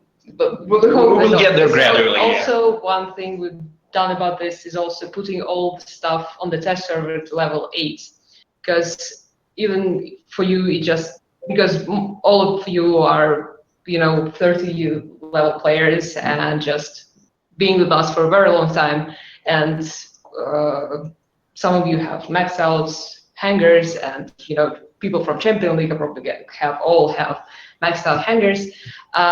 It's just crucial to test things at the level 8. Why level 8? Because it's the average level of the content being on the live server for the most players, just an average through the whole game. And it's also, right before the max stuff, so for example, all the robots get their max speed on level 9. And then you just have kind of the, more objective picture of how things are going to go on the live server. It's both, just the numbers from analytics, and then you having battle and sharing your feedback in the feedback form. I understand that it's probably going to be, for you, the change is going to be weird. Why not do maxed out stuff? That's why we included the level 12 stats in the invitation email, just for you to have a clear picture how it may be. But of course, if things happen on the test server, it doesn't mean they're going to make it to the live server. Not in the current states or at all. Actually, there was a nice point brought up about testing matchmaking changes on test server, and that's actually really tricky to do this on test server because the environment there is really different. But yeah, we can use it to try out some crazy things that may or may not get into the game eventually. So yeah, and about if talk a bit into the future, we have modes in production. We have the custom battles in production. We are really eager to launch the custom battles for you to invite people into the squad and people into the opposite team to battle. And that's probably one of the things we're gonna launch in the foreseeable future, but not the only one. Going back to talking about the Punishers and Mullets, also gonna have all the things we have in mind tested, all the buffs we want, and all the bonuses. We're gonna have them tested, and if everything goes fine, then we're gonna have them implemented. So let's go a little bit back to the technical side. So right now, people having trouble on Androids. There are many players having trouble with the application not responding, and guys, it's like top priority, and we are having lots of information gathered right now through analytics, through feedback, through our customer support service, from anywhere we can to figure the problem out. And just as soon as possible, we're gonna fix it, because we want to fix it even more than you do. So same goes for all the connection problems, for the crashes and everything. Everything is on the record. Everything is in our team is working on it. And probably the last few things we have to mention. First one, we are actually going to run a survey like game-wide, where we're going to pinpoint all the different things and try to localize the exact problem that and figure out whether in like lower leagues, like in terms or somewhere else, problems persist or something along those lines. And second thing, we are not removing this like Discord server. I think from my perspective, it was quite fun and really insightful. We got a lot of great points. Probably if everything will work out, we will get back to this format again. So yeah, we're not removing the server. You can stay here. You can connect to each other, whatever. Yeah, keep discussing. Yeah, just two quick points I've gotten is, first one, you mentioned the silver payouts are just the rewards in the league system. Our designers have already thinking, considering the system with the modifiers from league to league, what the rewards should be and how they should work. So yes, just what you said about different rewards for different leagues. Yes, and then the other thing I wanted to elaborate a little bit is about that survey. The Artemi mentioned is we're going to distribute a huge survey. Well, it's not huge, but rather yes, the survey. Yeah, excuse me, survey through the game in the inbox section. In-game use. Yes, so that we're gonna have a picture from all the levels, all the leagues, and have we can pinpoint that this is bothering people from the Champion League. This is bothering people. Well, we actually already know what bothering people. But yeah, not only. But yes, thank you very much. It's 2 hours are over. It's been really nice hearing from you. And yes, like Artemi said, not removing the server. You can go on discussing. We may appear here from time to time, but can't promise anything. But we're always. Well, I think if we appear here, if we actually initiate any sort of discussion, there will be an announcement. You already following, I guess, places like Warabus Forum, Fan Forum. You follow Reddit. You follow warabus.net. And yes, on our side, yes, all our social networks, you can find them in the game. On our side, we're also going to be more transparent and more vocal with you, not just hearing from you, but also providing information to you before we make any changes which are going to influence your experience in the game. So yeah, thank you very much. Yeah, thank you. Thank you for your time. Thank you for coming. Bye. Bye. Bye. Well, I think that went reasonably well. Yes, it was okay. It's okay. encouraging that so many of us sort of were on the same page with the focus on the older tier system. Hopefully they'll give it a lot more credence that it has such a united front. Yeah, I'm freaking really impressed with what everybody had to say. I could have been a bit more eloquent, but you guys basically covered everything that I had pre-written, so I had to shoot from the hip. I wasn't expecting it to go the direction it did from the majority's standpoint, so I'm very with what was discussed. Well, they did a good job of steering the focus away from the old matchmaker system. So, good corporate management by them. But well, yeah, that's no surprise. I'm Yeah. sorry, guys, but this league system is so bad. Dude, they totally ignored it. Fine. I totally agreed with what you said, and it completely went over it. I was like, this is. Yeah, it really only appeals to super competitive and top end players, and is total trash for everybody else. That's the what I rest of the said. way I was down. like, I don't know how I could put my opinion in for this. Oh, I forgot to say one thing that was so important, man. Oh, damn. I meant to tell them that they need to do a hot fix where the only way you can tank, like, see, I 3-drop all the time. I always drop 3 maps because I have my hangar set up for brawling, and so I always, when I'm solo, I always drop off of like Yamantau, Springfield, and Canyon because they just don't really, they're not, unless I'm in a squad that I can really trust the players to back me up. That's just those are incompatible maps for my stuff, and I keep getting thrown into the tankers server. So I forgot to tell them they need to make a hot fix where unless you wind up throwing down a mech on that opening anywhere in the game, you could even go into like 5 minutes of the game. Unless you throw a mech down, it can't be considered unless it can't be considered that you started a game. Right. Forgot that. That's no good unless they automatically kick you from the match after 30 seconds. You can't hold up a whole spot in a match. No, but I'm just saying theoretically. No one's going to actually really do that. But No, I'm just saying. I think they should stick to the 30 seconds, and basically you have up to 30 seconds to drop, and that's that. You suffer the consequences if it's beyond that, and if you wind up with, say, 6 people on one team, 5 on the other, kick the 6th person back into the queue and keep it even.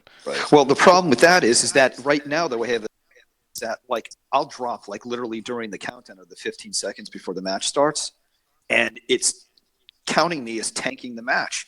It's throwing me in with like these level 15 guys where they have like only like 3 mechs and like level 6 stuff. So I'm like just Yeah. Well, you can see on I'm the just forums, walking the biggest around problem crushing is all they these little were mushrooms. It's horrible. the biggest problem is they were unclear about it, right? So when they just said, oh, it's going to be for people that leave a lot, but if you don't like a map, that's okay. What they didn't tell people was if you don't want to play a map once in a while, that's okay. But if you keep skipping the same maps, like you get them 3 in a row. So if you skip Canyon 3 in a row, 3 in a row, you're going to wind up in the queue, right? I wish it was only 3 in a row, man.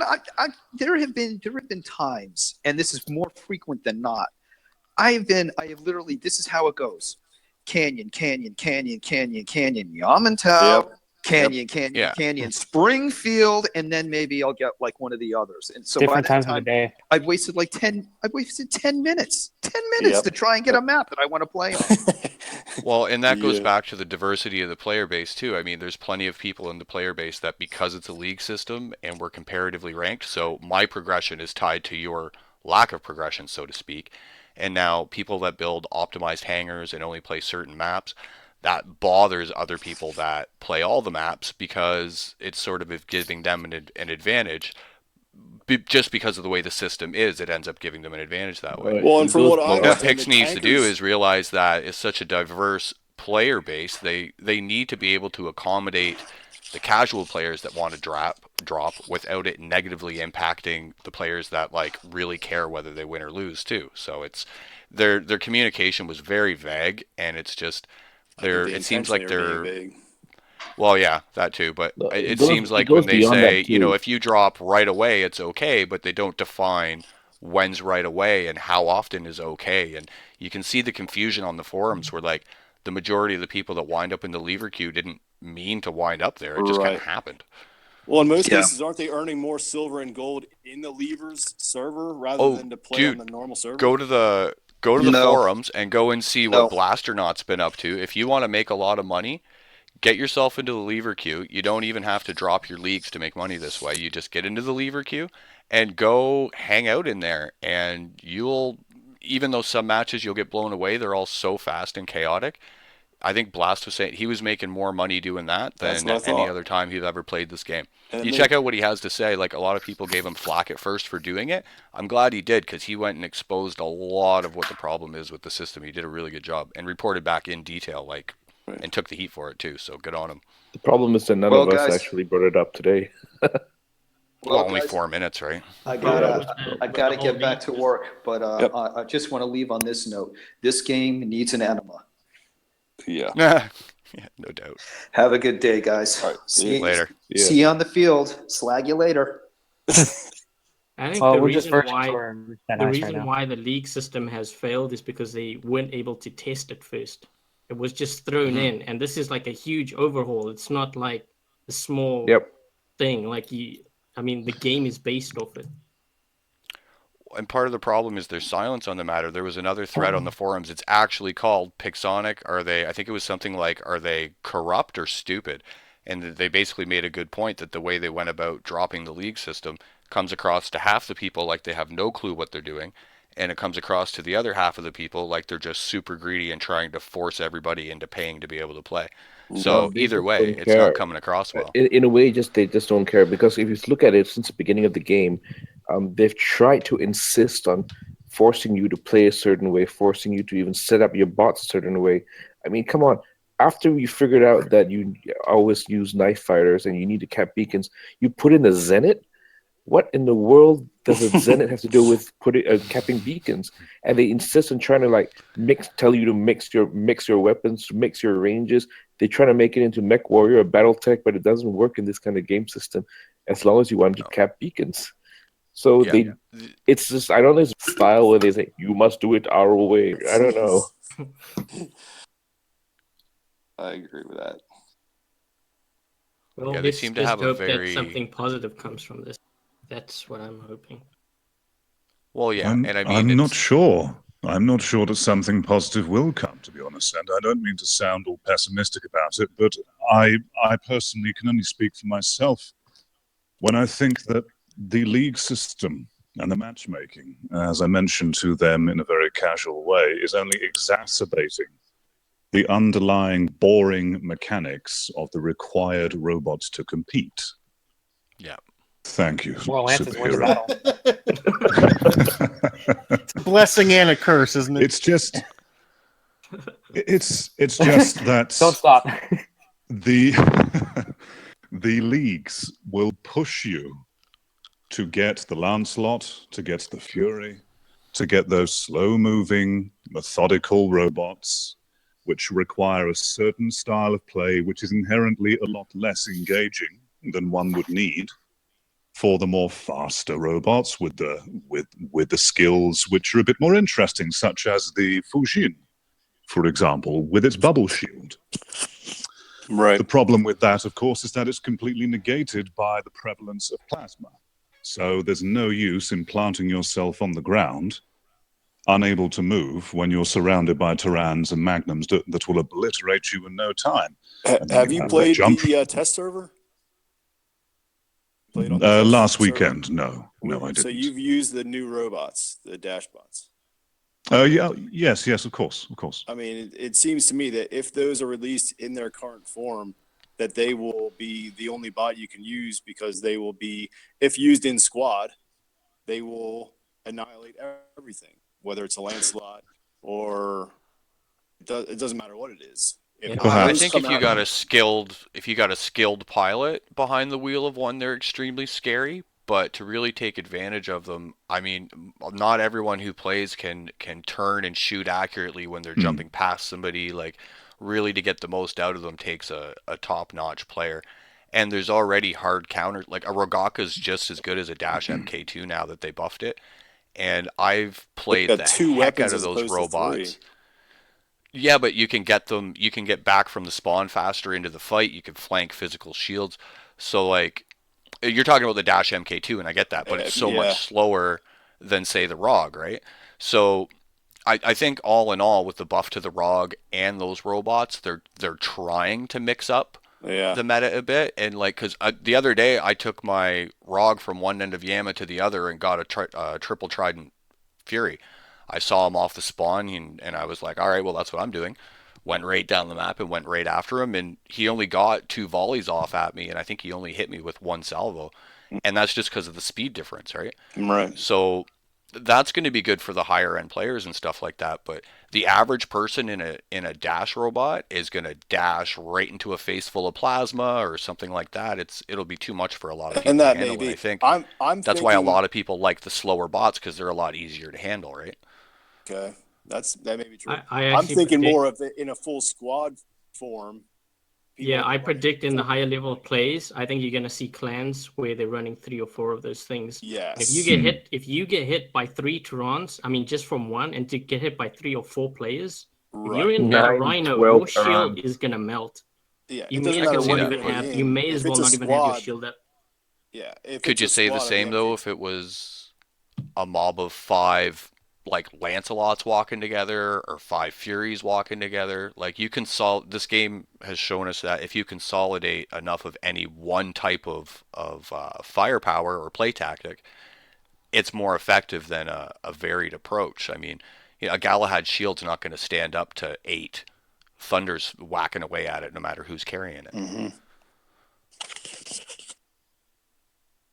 Yeah, I still think we're gonna see it's gonna be kind of like what we see now with Galahads and Lancelots.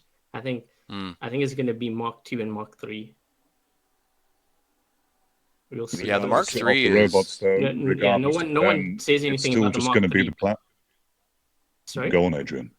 No, I was just gonna say no one says anything about the Mark 3, but I think the Mark 3 is gonna be like the Lancelot because of Oh the yeah. shield.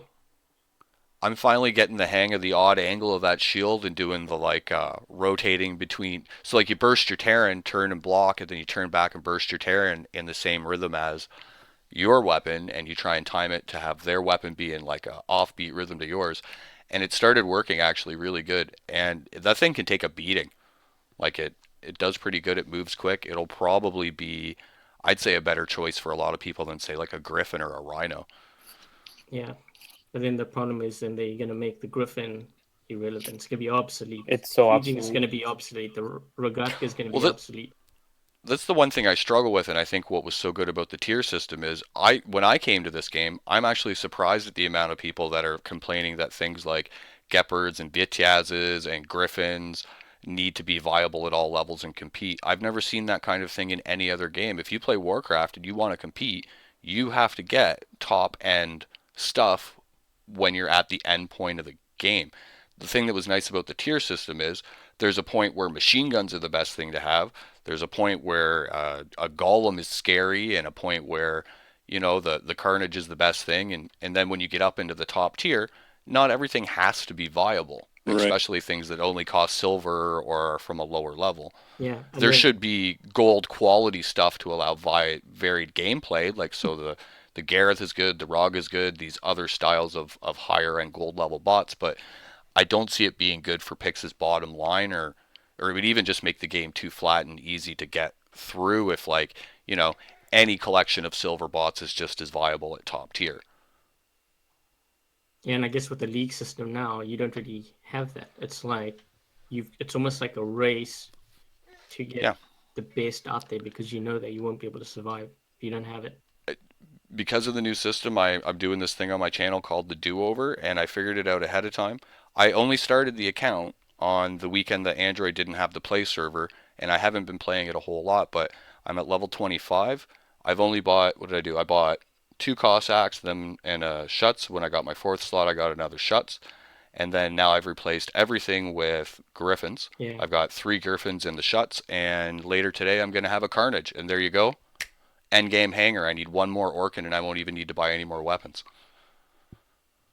Yeah, So Matchmaker makes. that's how much they've flattened the game. I think the thing is also like the Turan weapon, like just plasma in general. I think when that came out, that started to kill the game. That Well, that's one thing that I was going to mention, actually, is that I think that there are mechanics with the game that are at odds, in that the high damage of the Turans and the trebuchets are completely at odds with the methodical and slow movement of the robots. With any kind of game where there is something that can deal a large amount of damage, usually there are 2 options. You can either block it to some degree, or you can completely evade it. But with this game, it just is not possible, with exception of the shields, of course, which is why so many shield bots are now being run. What but is with the advantage? Turan, I was just go on. wondering, like, why wouldn't they speed up more bots? Like, make the Griffin so it walks faster, or make they actually like slow down the Galahad. Like, what's the advantage to have everything move slowly? It would actually, I think, improve and make the game more fun if things would move at a little bit more of a decent pace. With the weapons that they have now, yes, it would make more sense, because then one would have more of a chance of hopefully evading some of the incredibly high damage. I think that they moved so slow originally because the weapons that they had prior required sustained focus and fire, because they didn't drain so much health so easily. Right. So Could they have been a needed to connection issue, compensate too. for that. The internet might I not like- have been able to give them that ability to run faster stuff without skipping. Possibly that as well. It reminds me. This game reminds me most of Halos 2 and 3, in terms of how it played, which you may have known from the video that I last did. But with those games, you couldn't kill people immediately unless you had a particular weapon or were at a particular range with a battle rifle. You had to focus on them, you had to burst them down, you had to concentrate, you had to aim, and it took time, and there was time for them to retaliate and evade around and pull off some tricky stuff as well. And it made it interesting. And they didn't move particularly fast either, which allowed you to do that. Well, and that's where I'd like, after they're done fixing the regular base game for everybody, I think a hardcore mode would be fantastic with like reduced weapon damage, increased bot health, or some mixture of that. Agreed. Just making it so that the skill and movement becomes what wins matches. Oh yes, I'll be all for that. They can take away the red rectangles as well, so only line of sight would have them pop up, etc. Well, etc. That would be wonderful. I never understood how it is that you can gauge how much health your enemy has, but your teammate's health is a complete mystery. That's one hell of a military intelligence system. Agreed. Yeah, but this matchmaker makes playing with teammates so obsolete. That's what I said. I don't play with very many friends on my friends list anymore. Same. I don't want to lose. I have people that like watch my channel that tell me they want to squad with me and stuff, and that's really awkward. I don't want to say like, buddy, that's going to be bad for me and even worse for you. Like, you don't want to do that. Sometimes I'll build up a win streak and I'm like, all right, I can forfeit 5 losses, and I'll end up losing 5 losses because I know who I'm squatting with, and then I'm like, all right, good games. He's like, oh, but it's I don't want to do that very much compared to the old matchmaker. I had to make another account to play with my daughter. Like, you know, it's just. Like, I constantly rejecting invites because I don't want to squat. Like, if someone will send me an invite, I'm like, oh, I don't want to squat with you. So it's like, I'll sometimes won't even play because I don't know who I'm going to be with. We'll see what they'll do. If they're willing to bring back in some capacity a way to have hanger bracketed matches, even if it's not competitive, that single thing will win them so much more time and loyalty from their players if they do that right away. And that, you know, people will put up with a lot while they're like, okay, we're working on the rest of it, but, you know, we hear you. We've done this. That changes the game back to what it was and improves its quality, like, by many orders of magnitude. All this other stuff about having tweaking the league system or better rewards and all that other stuff can be worked on moving forward. But if they don't start allowing people to play something other than their 5 best bots all the time, it's just going to get old super fast. But that in itself also says that because the players are forced to use those best bots, and because people are clearly bored of those setups, that they need to find ways to make using these bots, and they need to introduce weapon mechanics which are actually more interesting to use. Well, true, on the long term, I would definitely like to see that. I'm a big fan of the bullet weapon mechanic because that is properly applied where a big fat slow moving target is going to pay dearly, and it's really hard to hit a small fast. They're like the only weapons that have a tracking mechanic built in. In EVE Online, if you have small fast craft that approach you, the closer they get, obviously the faster the angle of attack is changing, and your weapons hit them less, just like they do with the bullet weapons in this game. Part of the problem with plasma is the rate of fire is too high and it's just too accurate. But also another issue arises in that why would Pixonic want to allow their players to stay around those lower brackets where they have more enjoyable gameplay and they're comfortable? Because when people are comfortable, they don't spend any money. The situation that they have at the moment is theoretically very good for them because it enforces the premium style of play. You need to buy the Furies, the Lancelots. You need to spend a lot of gold, which Well, I theoretically think if should you had mean more multiple revenue for them. hangers, if you had multiple hangers, like if you had a low level hanger, Yeah. or hanger for higher level, like I myself, I was playing Silver League, but I was leveling up a gold hanger in the background while I was playing Silver. Like right now, I have zero reason to want to own a Gepard and a Gareth and a Jesse and a Galahad and a Rock. There's like no reason to want to have all of that. But if you're able to play at different brackets, those different bots are king at different levels, and being able to play with different people. The thing that Pixonic, I think, is not seeing is the phenomenon of the super fan, the collector. Yeah, you know what? He'll sit mid-game forever, but he's got every bot in the game. Out of every paycheck, he drops some money on picks. He buys skins, he buys gold weapons, and a lot of North Americans, what they need to understand is to let them dawdle about in that middle range. When they want to progress and they get bored of that range, well, they haven't put a whole lot of effort into it. So you know what? They might drop down a little bit of money to get themselves something now and then to feel more powerful, because they're not the type of people that are willing to put real time into it to get ahead. The top tier is a mix of people that just grind their ass off, and some of the people drop money. So yes, but then they would face the issue where, should they get bored with the mid-level and then they wish to go up and progress, they would then find that style of play, as most others seem to be, at least from the things I've read, to be rather boring, and then eventually go back to the more interesting mid-level play with the more sort of interesting weapons, blah blah blah, and so then more potential money has been halted. True. So, but now you get both types of customers rather than losing that guy completely because he just doesn't have time to play a game like this. True, so if they make true. space for both of them. And the thing that was suggested on the forums that would actually kind of watch Pix's back on that is, when you're playing in any of the alternate game modes, I would say the first one to bring is just regular hanger-based old school. But then also something like Capture the Flag would mean immediately that, like, you know, Gepards and Stalkers have a place to be awesome and all of that. You make those game modes either very low reward or no reward, and in order to play in them, you have to use the bots and weapons that you've purchased and leveled using resources you've gained participating in the main league game system. So that's going to push people into the league system, which is lucrative for them, and the type of people that are down for that will continue to go that way for that income stream. And then the other people will, you know, play it sometimes and spend a lot of time in the mid ranges and try this and try that. And there's really income to have from both. I think trying to optimize the economy of the game to go after one market or the other isn't needed. Like they can really cash in on the whole front. Well, that's what it seems like this Battle Titans game is going to cash in on if these people decide not to do it. It looks pretty good. I just hope they make the gameplay go a lot quicker than it looks like it is. It looks very slow and kerchunkety. Yeah, and it may start out that way.